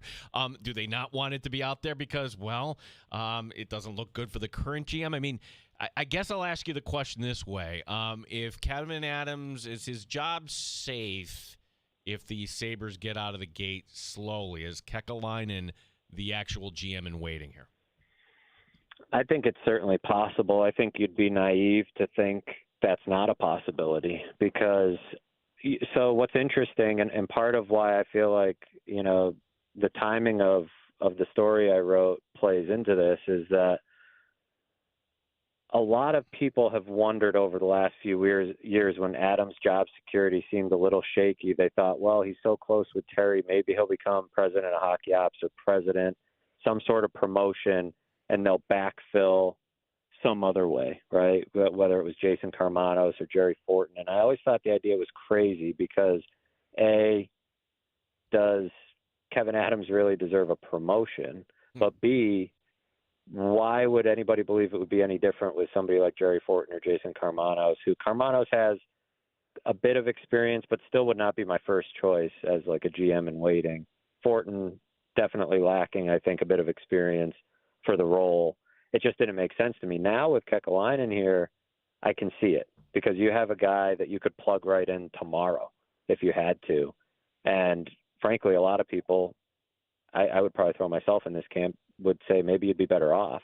And frankly, what's interesting too is, going through, really digging into the weeds of Kevin Adams' experience, I think you can make a case he would be more qualified to be in more of an oversight president type of role because of the work he did on the business side. It's the roster decision-making that has been above his head, it seems like, at times.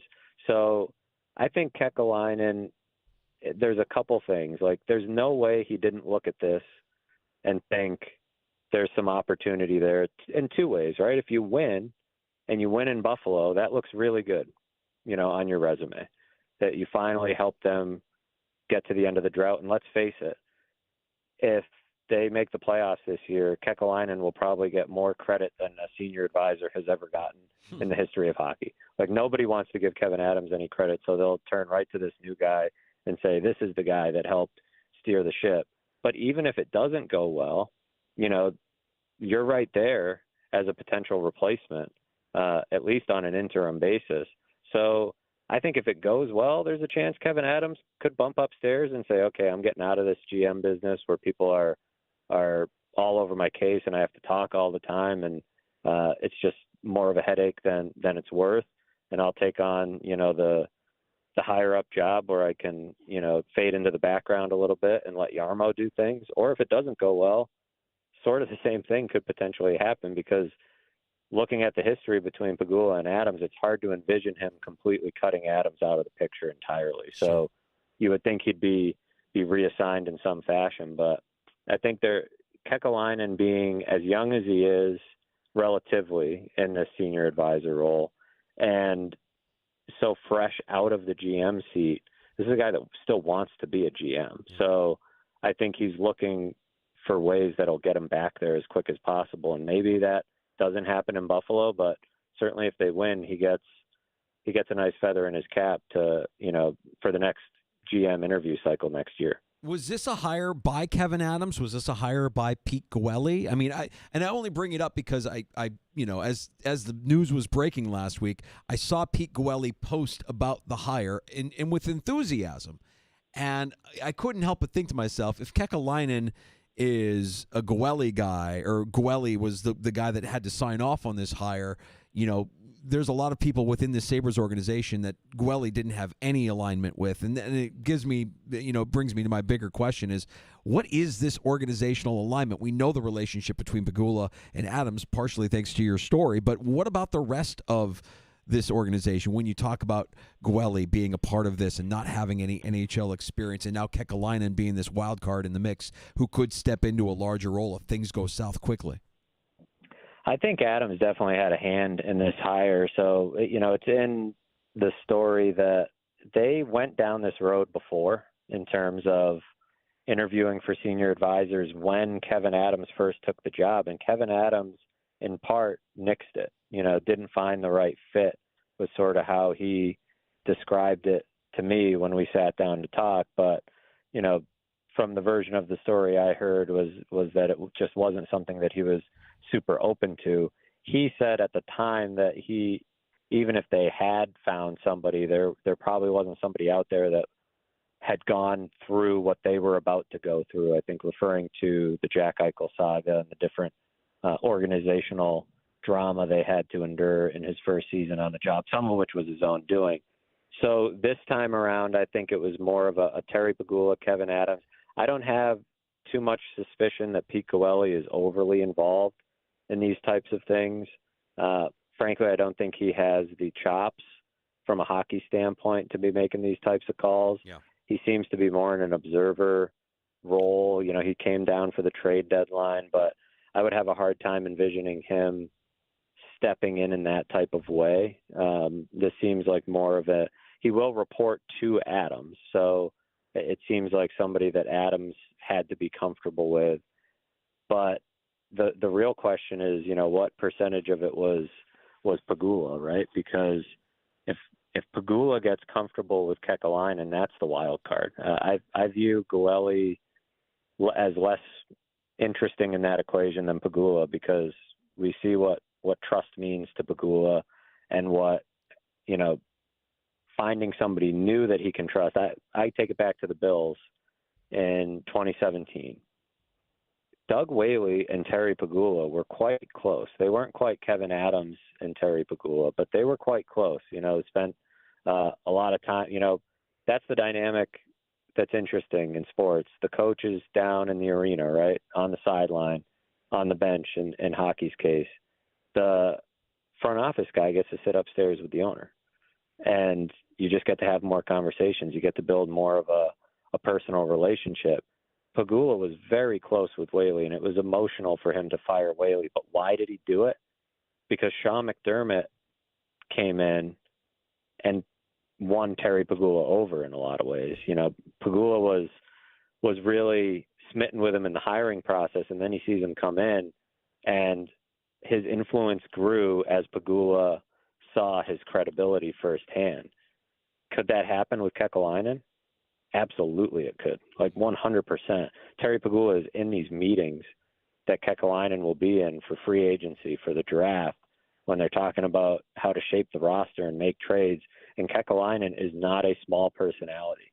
I don't envision him being a guy that's going to be fading into the background. I envision him being a guy that will be vocal, and he's charismatic. He's a guy that a lot of people in hockey have a high opinion of. So is this a guy that could win Terry Pegula over, and that changes the dynamic of things? I think that's certainly possible, especially if we may not know every time, every move they make. We may not know who to credit 100%, right? That's going to get a little bit murky here. But Terry Pegula is going to know, right? If there's a meeting and there's a big debate and Kekalainen wins out and they make a move and it works out, those are the little things that'll start to add up to more credibility, I think, and more trust. And that's the big thing with Terry Pegula. It's a big reason why when people bring up the idea of McDermott getting fired or Bean being on the hot seat, it's like, no, you don't get how comfortable Terry Pegula is with those guys.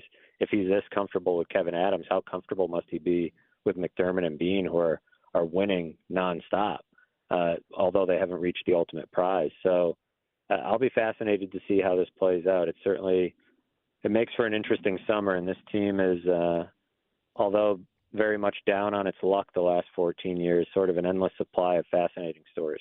Yeah, Matthew, last one for me, and it goes back to our last conversation, last time we had on. I think, with, your article now talking about how, with this ownership, it's Bills first and the Sabres second. And if you need an example of that, there's this multi-billion-dollar building going up in Orchard Park as compared to the Buffalo Sabres, where who is actually running this arena? The county walking away, the city says we can't pay for it. Where does this leave the Sabres? Your article earlier in the spring, you reached out to Bill Daly. He says we value Buffalo as a market, which, oh boy, like he's got to put out a statement just to reinforce that. So where do we leave off? Is there any concern about the Sabres and the arena in the future? I don't have imminent concern about that. It's on my radar generally as sort of, once again, I think you'd be somewhat naive to not have that on your radar given how bad the franchise has been. But I think what I think about is there's been a lot of expansion talk in the NHL recently, and they get that big, fat expansion fee when they do that. So financially for the league, expansion makes more sense than moving Buffalo does. I think sell the team comes up a lot, right? Like they'll never win with Terry Pegula until he sells the team. That's not really the solution because I don't know that there's a buyer out there that would want to keep them in Buffalo. But this is not quite a situation like the league had in Arizona, and they clung to Arizona for a long time. So while I would say, it's certainly not completely off the table at some point in the future. And again, and the other piece of it too, of course, is that Terry Pegula is not going to live forever. And so, how do his kids feel about owning and running an NHL team? Laura has been more involved recently, but that becomes a question for hopefully, way down the road. But it's certainly something that anytime you're, essentially one of the smallest markets in the NHL and you've had some of the worst attendance, had the worst on ice results, then you have some, arena stuff starting to come up. That's going to be a question. But as long as expansion is like this, thing that the league is infatuated with, that's a good thing for the Sabres because it's more lucrative for them to expand, and they'd rather that Buffalo just get it right. Like the problems in Buffalo are probably as simple as win and things will be fixed in a lot of ways, and it wasn't that simple in Arizona. So I think there's not reason to be panicking about that, but it's always one of those things that has to be on the back of your mind in such a small market. Finals get underway tomorrow night. Matthew, who do you like? I picked Edmonton. It's kind of a toss-up for me. I think I keep waiting for the Panthers to wear down, and it doesn't seem like it's happening. But I have a feeling that Connor McDavid and Leon Draisaitl can elevate a bit more than a year ago. Look, they were so close last season to finishing off that comeback. I think they've got, a few more pieces this year that maybe help them. Injury to Zach Hyman doesn't help. It's a real toss-up. I see it go in 7 games, and I've got the Oilers, but you might be able to tell I'm not super confident about it. Terry Pegula's ownership, Kevin Adams' rise, and the hamster wheel of Sabres record playoff drought. Matthew, it's always fun to kind of catch up with you, and maybe we'll looking forward to doing this again here at some point before next season. Absolutely. Thanks so much for having me. You got it. There he is, Matthew Fairburn, The Athletic. You could check out his work there. And this piece on Pegula and Adams, if you're somebody that believes that Adams needs to be looking for work at this time, that he's shown you everything that you need to see, yeah, Terry Pegula may be loyal to a fault. And I also get the impression somewhat meddlesome for an NHL owner, a little bit more so than the average NHL owner. Well, this is the good way out, right? And when they brought in Kekalainen, I'm thinking, all right, do we push Adams over to the business side? Will we be opposed to that, or do you just want Adams gone altogether? I don't think he'll be gone altogether. I don't think he'll do that to his friend. I think he will move his friend to somewhere within the organization. I don't know that a promotion makes sense because I think we'll see through that. And what has he done to deserve that promotion? I agree with Fairburn's take on that. But certainly within the organization, pushing him out of the spotlight and letting a guy like Kekalainen, if things go poorly, then, yeah, that makes a lot of sense. Otherwise, yeah, if things go well, the best case scenario, and they break the drought and they make it to the postseason, Kekalainen's probably not around much longer because he wants to be a GM in the NHL and getting Buffalo out of the drought. As a senior advisor, you could do a lot worse if you wanted to hire that guy to be your next GM. Wow. Like Matthew laid it out, that's the perfect spot to be in. It's like a consultant. Okay, wow, the Sabres broke the drought. He's going to get a lot of credit, and maybe that vaults him to another job. Oh, my gosh, they messed up. Well, you know what, let me take over here. Kekalainen's like, he's in a good spot here for Buffalo. For sure. All right, we're going to get to happy hour next. The Knicks fired Thibodeau. Oh. Yeah. And Bill's back on the practice field. Media got to see the practice today. We'll share some of our observations and what we learned from talking to Matt Perino earlier today. No Josh Allen on the practice field. No surprise with that. We've got happy hour and time for your calls next at 866-4FAN, 866-4326.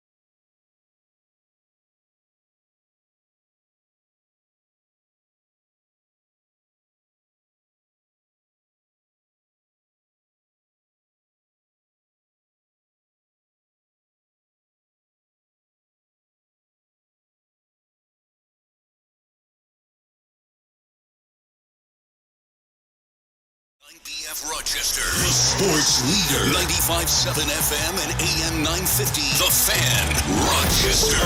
An Odyssey sports station. The Fan, Rochester. Sports update. A little bit of a surprise down in New York where the Knicks today fired head coach Tom Thibodeau. Thibodeau leading New York to the playoffs in 4 of his 5 seasons. The 67-year-old leading the Knicks to the Eastern Conference Final this season.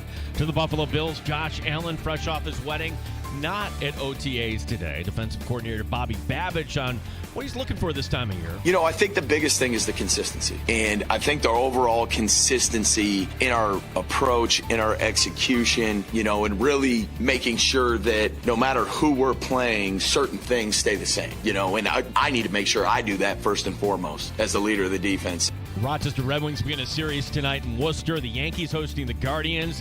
The Mets look to make it 2 in a row against the Dodgers in L.A. Gene Battaglia, the sports leader, 95.7 FM and AM 950, The Fan, Rochester.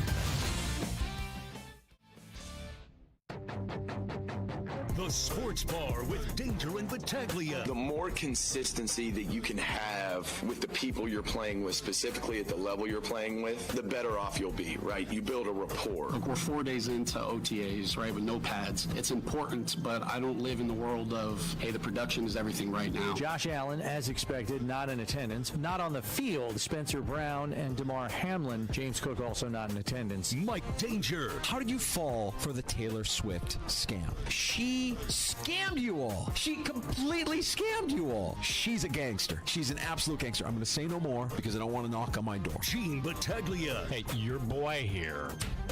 Perfect bill of health. No, none of that. I would not be shocked if the Thunder won it in 5 games. A 4-1 series win. The Stanley Cup final. 95.7 FM and AM 950 The Fan, Rochester. What do you think Tom Thibodeau's legacy in the NBA will be when it's all said and done? And how much of that is reason for the Knicks to do what they did today? They've seen this movie before. Yeah. Tom Thibodeau could be Jeff Van Gundy 2.0, right? Respected, guided the team to places that it hadn't been in a long time, but ultimately with nothing to show for it. I mean, is Tom Thibodeau still going to be able to be an NBA coach? Will he have to adapt to be with another team, or will we see Tibbs wearing a headset courtside moving forward like we saw with Van Gundy for years after he was dismissed? Well, he's going to be one of these coaches that, hey, tell me great coaches who never even got to a championship. That's Thibodeau. Like, you realize, like, wait a second. With a short exception, about 6 months, he's been a head coach since 2010 in this league.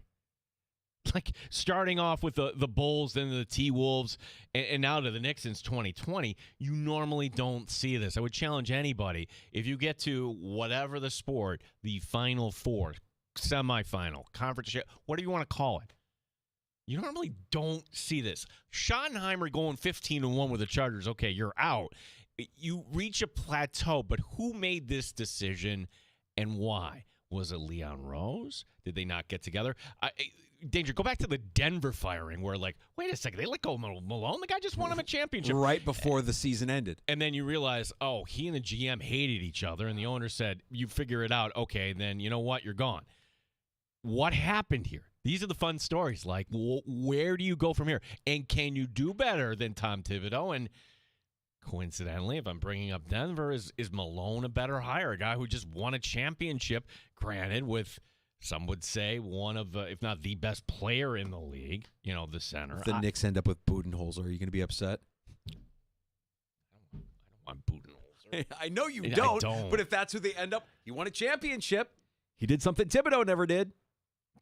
These guys get recycled around so much. They do. Yeah. They absolutely do. How about bringing back Van Gundy? I mean, you're going to want to bring back Rex. Like, Van Gundy's, that's his goal, by the way. When you make a move like this, you have to anticipate that a splash is coming afterwards. Dude, I said that kind of in jest. You think Van Gundy could... He's an assistant with the clip joint. The Clippers. Like, why wouldn't... Like, if this came from the owner... Everybody loves nostalgia. Yeah, you don't make this move unless you know what's coming next. This isn't the NFL where you got to go through the whole process. And even with the NFL, they know who they want.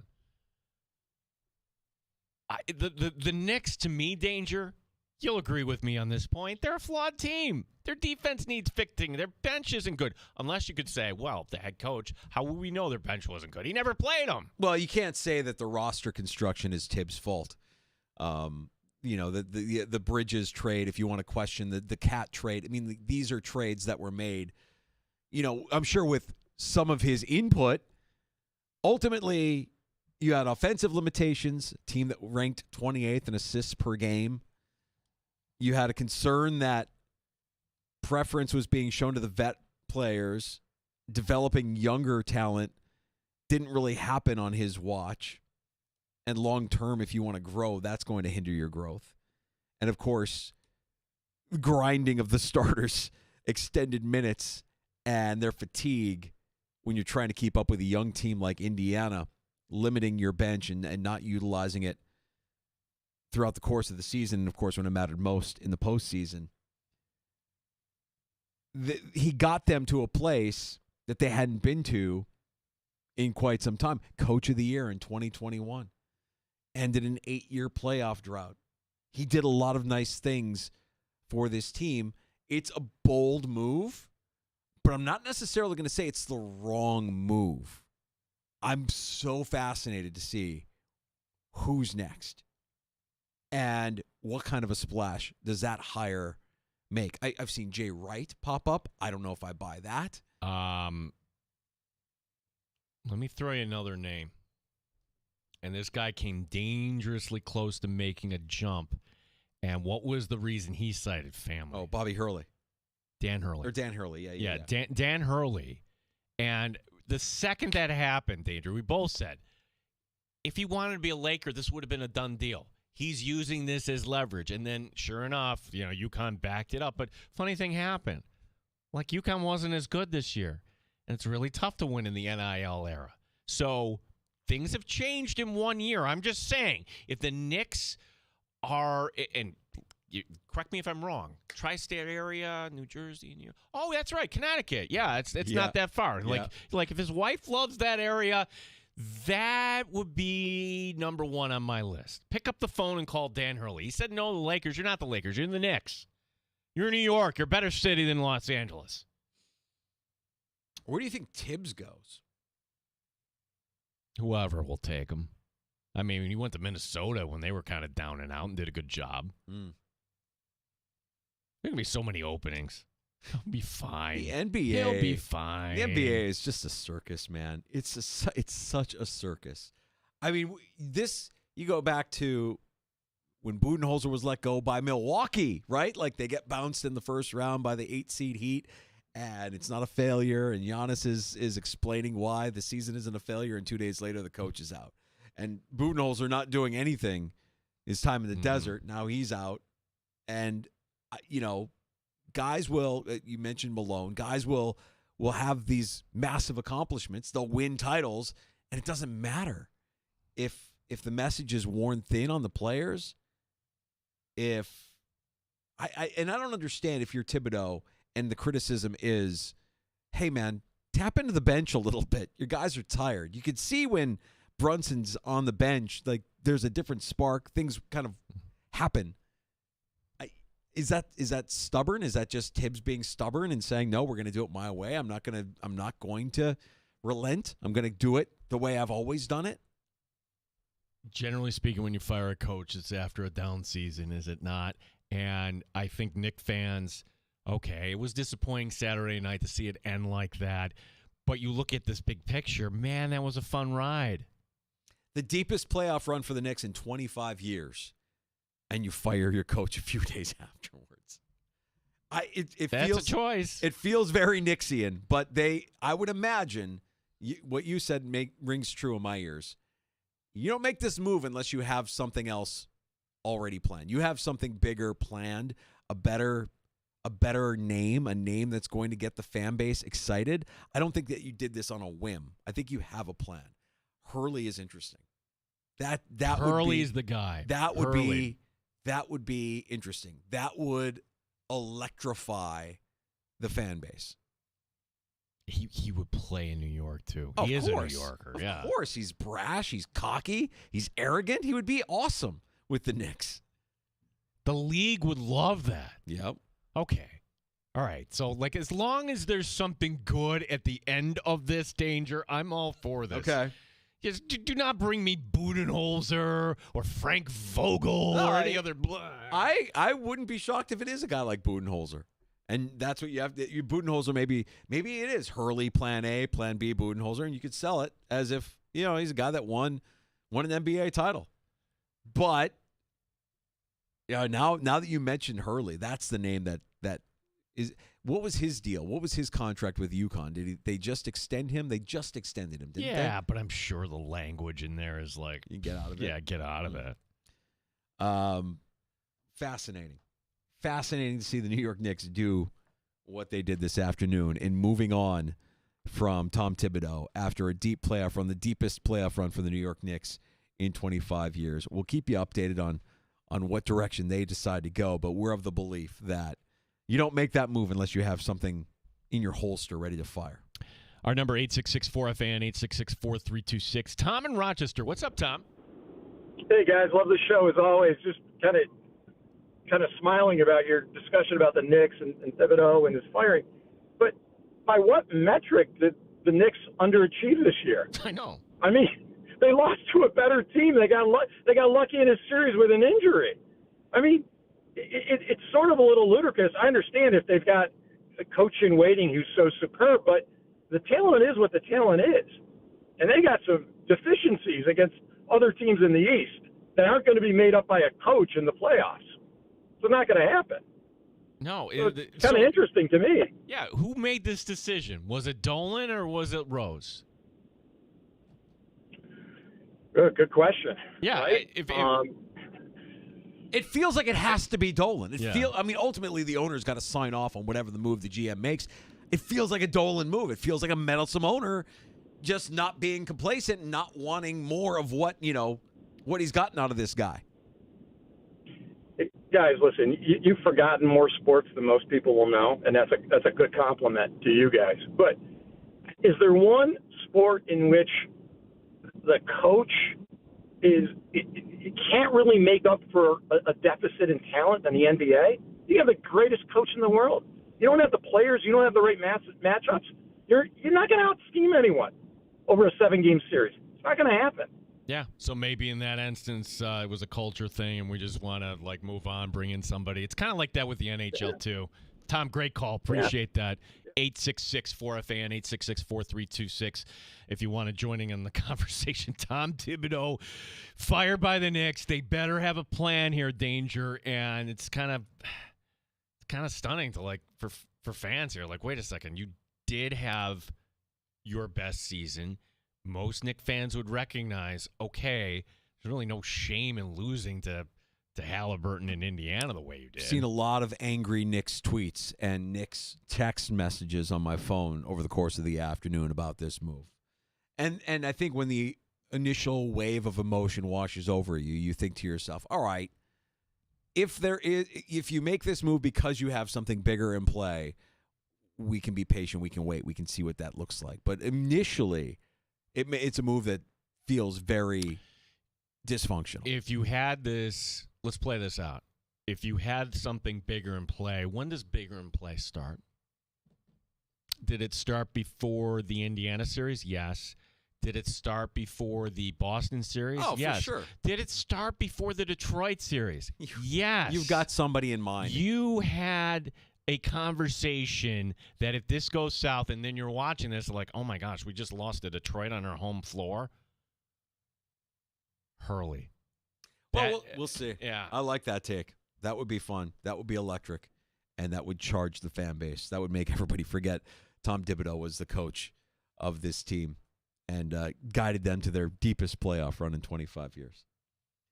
The Bills back on the practice field today. It was a session that was open to the media. No Josh Allen. Yeah, no Josh Allen. And when we talked to Matthew Fairburn, who was at practice, when Josh isn't there, this offense doesn't look as good. I'm not telling you anything you don't already know, but to the point where today was just a friendly reminder that no Josh really no hope for this Bills offense, that Mitchell Trubisky is nothing more than a game manager. And there would have been sacks. There would have been other mistakes there. But, again, it's OTAs. And today was just kind of a little bumpy day for the offense in particular. Fun conversation about the Buffalo Bills. And, our eyes look to next Tuesday when we get the mandatory minicamp when James Cook, we learn about Cook coming up next Tuesday, but again, Cook not there today as well. Anybody that's upset about Josh Allen, stop. Has anybody said anything? Have you seen anything in your feed about that? I mean, sarcastically. I want to see that. I want to know the guy who's so into football. He's like, come on, man. Why aren't you at voluntary OTAs? Yeah, whatever. You got married. So what? This is football, man. Get out there and get those reps. Those reps mean something with your teammates, man. Let's go. Is that guy out there? That guy's out there somewhere. I would think if we looked real hard, that would be the case. He did the team thing getting married in the spring, Danger. She could have said, hey, I want the fall. I've always dreamed of a fall wedding. Can you imagine that? And look, you say that jokingly. If you're, haven't been married, it's not your decision if you're a guy. It's whatever, yeah. Well, the kids are the thing that makes it tricky, right? When you've got to really plan out the pregnancy. You've got to say, all right, you're going to be due in the spring or in the summer. You cannot be due in January. You cannot be due in February. We need to block those dates out because you don't want the story of Josh Allen or insert player here, has a decision to make. Do they go to the birth of their child or do they play in the AFC Championship game? How many times have we seen that? And you think about it whew, that's tough. That's a tough one. What would you do? Well, it's not a birth. But when we talked to Matthew Fairburn, and you're thinking, okay, June hockey for the Sabres used to be a thing. It used to be really fun. You would have been in town by this point, I think. Sabres get to the final against the Stars. Yep. Matthew Pekka planned his wedding for what would have been Game 7. And to this day, we don't know if the team captain would have played in Game 7 or would have said, guys, win this one without me. Sabres losing in triple overtime in Game 6. Yeah. Yeah. You don't want to put that in. Don't put that out there. No. Just know you're a professional athlete. These dates are not negotiable. Or you would have thought the agent would have been no, this is not really advisable. You need to change that date. Or do you think people his teammates were oh yeah, really? We're going to show you. You don't have to show up. Yeah. You're a captain and you're booking your wedding on Game 7? No. We're going to show you, pal. So there you go. No Josh Allen, and it shows. If you missed our conversation with Matt Perino and with Matthew Fairburn, we had a couple of Matts on with us today. Good talk on the Bills and the Sabres. We got both of those conversations available wherever you get your shows. That includes the free-to-download Odyssey app. One other Bills note, and it's one of those, I forgot about this. Gabe Davis taking a visit today with the Steelers. It's not a Bills note, but remember how we're the Bills bring back Gabe Davis. And I think the consensus was, no. Yes, he was a team captain, but no, I think they're okay in this regard. When you look at the depth chart now at wide receiver, where would Gabe Davis even fit? This time, right now, as compared to this time last year for the Buffalo Bills, we're so much more optimistic. For sure. About knowing that, okay, Coleman, you saw something, but you have reasons for optimism that the kid is going to figure it out.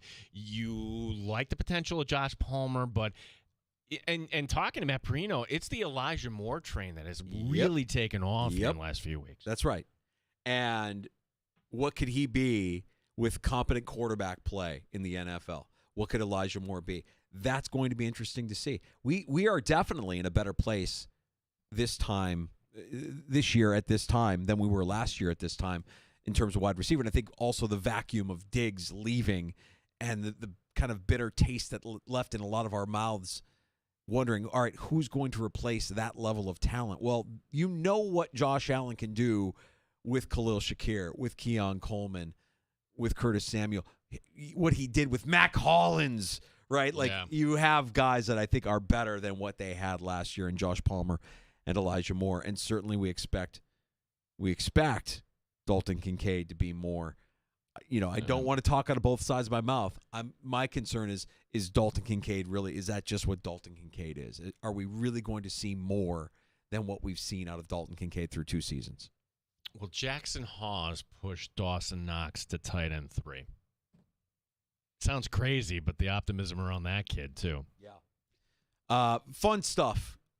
And that both of those conversations this afternoon available for you wherever you get your shows. Also, you can go back and watch the Sports Bar on our YouTube channel at The Fan Rochester. We broadcast live every afternoon from 3 until 6. Like and subscribe. You'll always know when we go live on YouTube and on Twitch. Gino, let's get to a round of shots next. What do you say? Yeah, we got the Cup playoffs beginning tomorrow night. We'll talk a little about that tomorrow. And Rod Brindamore is a little perturbed about how that series ended against Florida. We'll explain kind of the fallout. Kind of a debatable point here, too. Yankees news today is they have an injury coming out of the Dodgers series. Can they kind of at least make do here for the next few weeks? And also a high school celebration that I'm not sure if you're going to think this is totally cool or no. Okay. I'm guessing you'll like it. Okay. We'll get into I'm a relatively positive guy, Gino. Sometimes. I mean, I can be cynical, but yeah, for the most part, I'm fair. All right, we'll get to that more. We've got a round of shots coming up. And don't forget about last call. You can have the final word in the Sports Bar when you join us at 866-4326, 585-866-4FAN.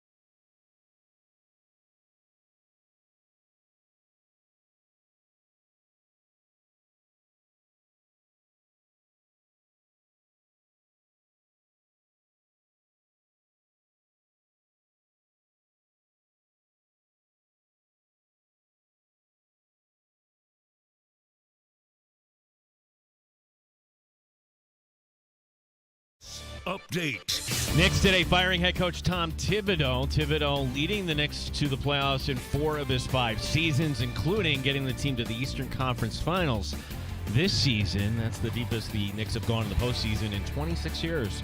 The Buffalo Bills' Josh Allen, fresh off his wedding, not at OTAs today. Talking with Joe Brady today, giving his observations on the newcomers. What I've been the most impressed with those guys is their care for understanding and learning our offense and how we do things here. It's been really cool to just get these guys that are playmakers, being able to see what they can do and try to get a feel of and learn them. Just because a guy was utilized in a certain way somewhere else doesn't mean that's the only way they can be utilized. Red Wings are away from home this week. They begin a series in Worcester tonight. The Yankees hosting the Guardians. The Mets looking to make it 2 in a row against the Dodgers. They play again in L.A. Gene Battaglia, the sports leader, the Fan, Rochester. Bone-crunching hits, backboard-shattering dunks, bat flips, and hat tricks. 95.7 FM and AM 950 The Fan, Rochester. You know, we've gone 2.5 hours this afternoon, and I'm proud of you. Not once have you gloated. Not once have you said the Mets have the best record in the National League. The Mets beat the Dodgers late last night. I told you last year I was a new man. And you are. I can't even play the Mets music to poke fun of you. You should play the Mets music, like Francisco Lindor. Okay. Yeah. Meet the Mets. This is fun, Danger. Come on around. Now, I want you to admit that when you went down to New York City, that you had a good time, and you would consider becoming a Met fan. Not happening. Not happening. I'm a Cubs guy. I'll always be a Cubs guy. And as much as I love you, brother, you know, my old man, me and my old man had that bond, just like I'm sure you had that bond with, whoever introduced you to the Mets. Actually, I found it on my own. That was yours? Yeah, so. Yeah, I can't defect. And the Cubs are fun this year, too. We have one common bond. Pete Crow Armstrong. PCA for Javier Baez. Yep. If the Mets were down and out, you'd be pointing that out all the time. Oh, thanks. Thanks for PCA. Baez. Terrible. Still there. Still in Detroit. Still there. Yeah, still gutting it out. Yeah. If you think the NBA is concerned about potential low TV ratings for the upcoming finals, think again. Having 2 small markets might not be great for Disney, ABC, ESPN, but the NBA's already collected the money. The new contracts, they begin this fall for Disney, NBC, and Amazon. Those contracts provide the NBA close to $7 billion over 11 years.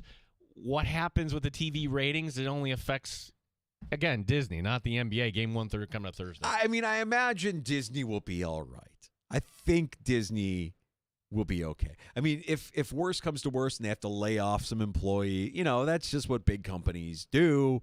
Or if you need to, raise rates at the theme parks or, do what you have to do to make up for any loss in revenue because of the ratings for a small market NBA final. Doris, I'm sorry. We need you to come in and bring your laptop, please. Oh.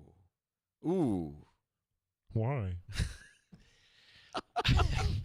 That's good, Doris. You don't have to do anything more other than that one word. Why? That's good, Doris. How do we? I'll leave it. I'll stop right there. How do we remember Jim Marshall as a great defensive end, one of the best ever for the Minnesota Vikings? Nope. Jim Marshall is running the wrong way. That's right. Jim Marshall is running the wrong way. That's it. That blooper, which, by the way, that's before. You know what year that was? That was 1964. Picks up a fumble against the 49ers, and he runs the other way and throws up the ball in the celebration, except, oops. How many plays in NFL history can you say are that memorable where it happened in 1964 and most football fans still know that play? The Immaculate Reception, Pittsburgh. For sure. That one. The catch. You have to have a name associated with the play. But that play, for its ineptitude, will forever. It's one of the worst plays of all time. And it's the Viking radio guy that I think it makes it even when they put that over the top. Jim recognizes right. He's running the wrong way. He's running the wrong way. 87, Jim Marshall. Who, I got to be honest, I didn't know he was still with us. Yeah. Yeah, a lot of unbelievable players on that defense. before my time. Right around when you were a youngster, right? No, that's before still your time as well. Yeah, that's before my time too. The Purple People Eaters. They. Fun fact: I was born on the day of Steelers Vikings in the Super Bowl. That was Really? my birthday. Yeah. Wow, and that explains why You talk about like, no, this team lost. No, you talk about tough decisions. I don't know. I don't think back in the day they weren't allowing the fathers into the delivery room. I might be wrong on that. But my old man probably had a distraction the day I was born. Like, I mean, come on, kid. The Super Bowl is on. Will you hurry this up so we can watch the game? It's funny, like how my mind, when we brought our son home, sat down to watch Broncos Steelers. It was Jake Plummer in the AFC champ. That guy made the AFC championship. Hey, speaking of kids, happy birthday to my daughter Alexa. Turned 16 today. Sweet 16. And I got a very, very important news flash on my phone. She passed her permit test. God help me. I don't need another driver in my family, but I've got one. No, you do need another driver in her family so that way she can drive herself to golf practice. Trust me, you'll get over that real quick. As Yankee closer Jeff Weaver was warming up in the bullpen Sunday night, felt something in his hamstring. He's going to be out 4 to 6 weeks with the soft tissue injury. That means it's going to be Devin Williams sliding back into the closer role for New York. Hold your breath, Yankee fans. Williams might have turned a corner. We're not so sure, though. Hasn't allowed a run in 11 of his last 13 outings. Seeing his ERA drop from over 11. Now it's at 6.23. The Yankees tonight sending Carlos Rodon to the mound against the Guardians. It's on TBS. By the way, the Yankees bringing back Jazz Chisholm. He's off the IL tonight. Carlos Carrasco designated for assignment. Yeah, you're right about the Yankees. I mean, that back half of the lineup is, So you get healthier with a guy like Chisholm. That might help a little bit here. Even Chisholm, though, wasn't really hitting for average. He was just kind of like all pop. So let's see if he... But that's better than what you were trotting out, some of those days. This is a disturbing story, and we didn't touch on this originally because I really don't want to amplify it, but we kind of have a conclusion here. Houston Astros pitcher Lance McCullers, coming off a poor outing, then saw on social media that, someone was threatening that they would murder his children. Houston police opened an investigation. They located the guy. He's overseas. So the guy overseas has apologized to authorities, saying he was inebriated. Not that that's an excuse. Yeah, certainly. great excuse. But because of, wherever this is taking place, it's not clear if charges are going to be filed. This is the worst of the worst when it comes to social media.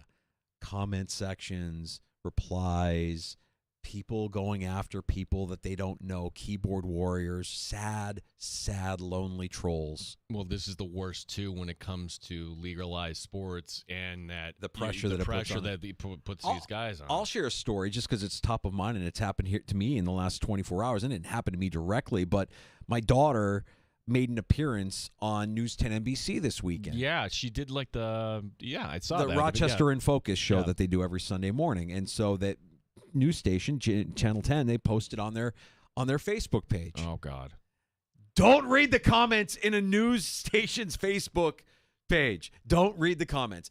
Don't Even read. for your oh, my God. Dude, I'm reading it, and I'm like, I shouldn't be reading this because it infuriates me that there are people out there that think the way they think or write what they write or say what they say with no fear of ramification, with no fear of what their words could mean or say or do. You're keyboard warriors, you're trolls, you're gutless, you're classless, you're losers. You're absolute losers, okay? You don't say the things that you say. You don't have to be first to try and be funny. You don't make jokes about people's kids. You don't send death threats because your bet didn't cash out. You're a loser. I hope charges are filed. I hope they throw the book at this guy.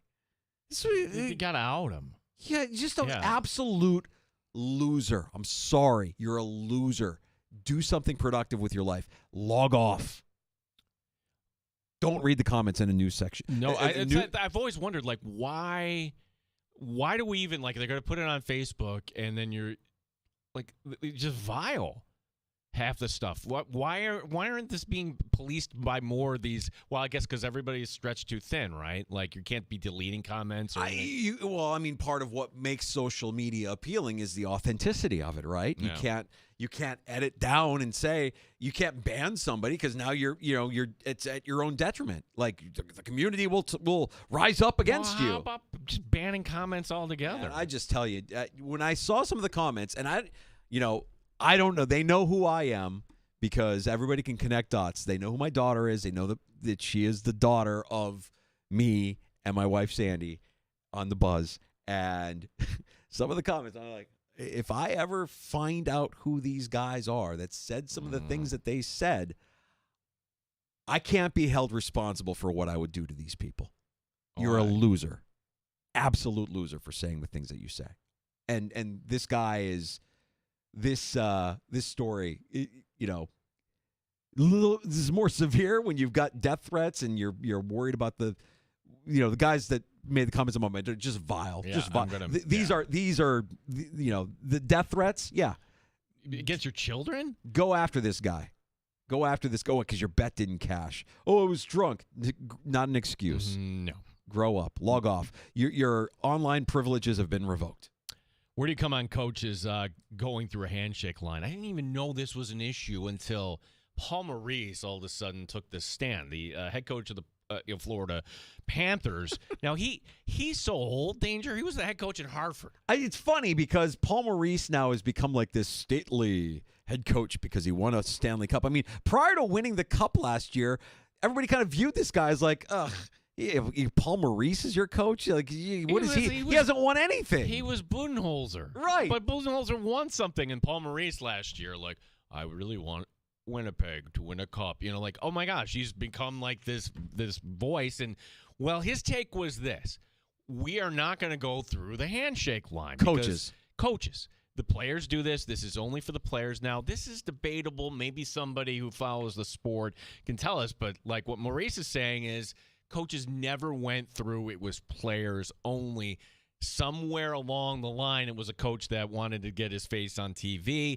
But Rob Brindamore pushed back after this. After Brindamore agreed prior to the series, hey, when this is done, my staff, your staff, we're not going to go through the line. Brindamore thought about it. He's like, yeah, you know what? There's a lot of value when you can look in the eye of like a former player, say, for instance, that you actually coached and everything. Like, what's wrong with that? So I think what Maurice was saying, and I agree with Maurice to a point. I think when you get done with a series and you've just beat the hell out of each other, and the players are the ones that are out there sacrificing, that the coaches, but beyond the coaches, it goes beyond the coaches. It's the staff. It's everybody that's on the ice, behind the bench, the training staff, all of that. Now you're a player and you're going through this line and you're shaking hands with people you don't know. You don't know what they do. You don't know their name. You don't know what they are. They're just a part of the Panthers organization. So I think he was trying to spare the Hurricanes of that. And I get that. I think that's actually, I wouldn't have a problem with that. But I do like the idea of the coaches shaking hands with the players through the line. It's the extended staff that I think is like, okay, we can cut that out. Yeah, and we'll see. I honestly don't know if he's going to reverse his field on that for the Cup final this year, which begins tomorrow night. Deidre, where do you come down on this? A California high school sprinter, well, she won her state championship. She had her championship taken away over the weekend after officials ruled that, well, the celebration was unsportsmanlike. 16-year-old Claire. Okay, I see you're reading ahead. Go ahead. I'm sorry. Well, first of all, just that statement. Somebody wins a state championship, but we're going to take it away from you because your celebration was unsportsmanlike. What could you possibly do in celebration that would deem an entire state body to say, yeah, you know what, we're going to strip you of that championship? I guess if you disrespected your opponent directly, but this isn't, I don't think this is that. You pull out a gun and you shoot it into the air, you fire off a couple rounds. Maybe then I would be like, yeah, that can go away. We can get that out of the sport. So Clara Adams, she's 16 years old. She won the 400-meter state final in California, a time of 53.24. That's She's excellent. fast. Yeah, she's fast. Now, following the race, she went over to her dad and the coach, and just happened to be right there, a small fire extinguisher. Adams then brought the fire extinguisher out to an area near the track and sprayed her feet with it. Hell yeah. Hell yeah. Best celebration ever. Put it up there with Joe Horn and the cell phone. You know, like that's the problem. You can't have a prop in your celebration. No, like, hey, we're talking about Maxwell Harrison. Like, if he ever turns a pick six and he's fast, bring out that fire extinguisher. Yeah. Give him a fire extinguisher in the front row. Bring a fire extinguisher to the stadium so he can spray his feet. That's awesome.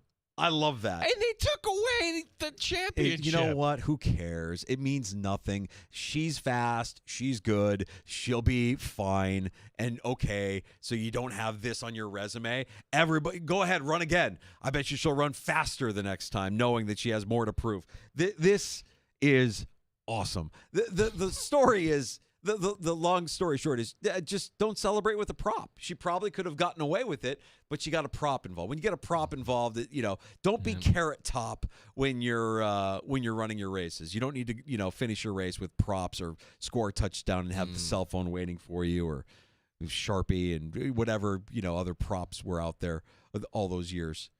We've seen this time and time again. That's a good one. Yeah, the Joe Horn. Were there any other props in the NFL? With T.O. with the popcorn, right? Didn't he throw popcorn in his face? But that was almost spontaneous. That wasn't planned. I think it's the planning of the celebration. Ocho Cinco going over the sideline and getting the Hall of Fame jacket and putting that Now, he did that on the sideline, though. That wasn't, like, in the end zone. Like, what Joe Horn did with the cell phone, that took some planning. That was like, I'm going to put this here. I'm going to leave this here. I know it's going to be there when I score. And, it's going to be awesome. And it was awesome, but he got fined for it. Well, there are consequences. If there's a lesson to be learned, don't use props in celebration, and let's try to keep that celebration to a little bit. But that's fast. She's gonna be fine. She's gonna be fine. We got to get the last call. Yeah, time for calls. 866 4FAN 866-4326. You can have the final word next in the Sports Bar. You're listening.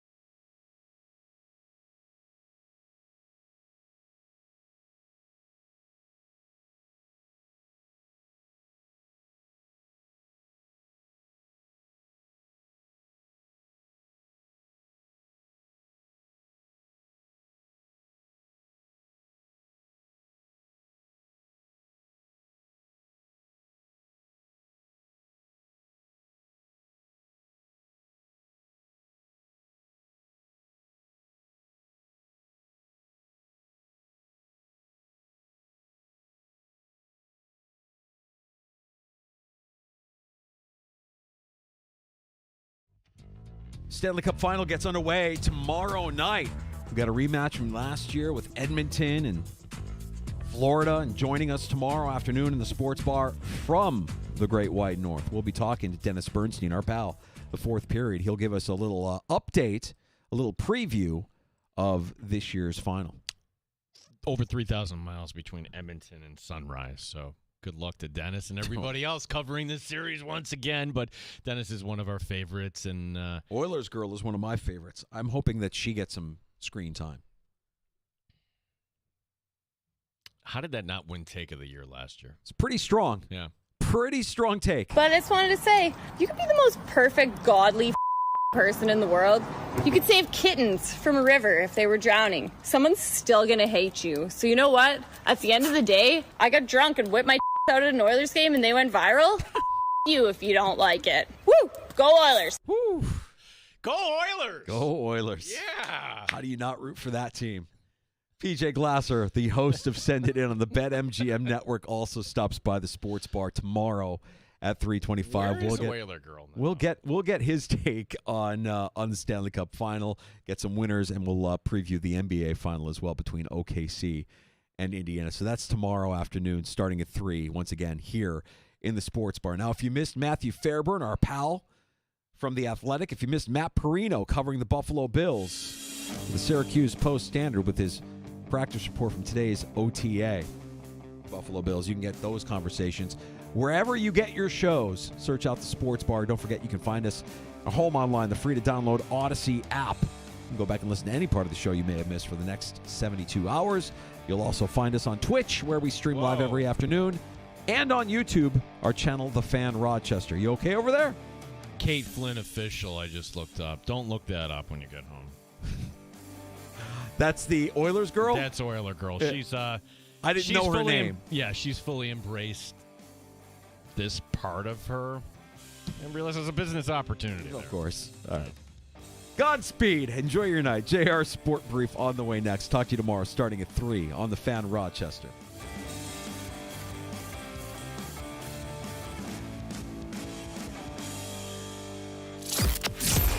You're listening to the Sports Bar with Danger and Battaglia. 95.7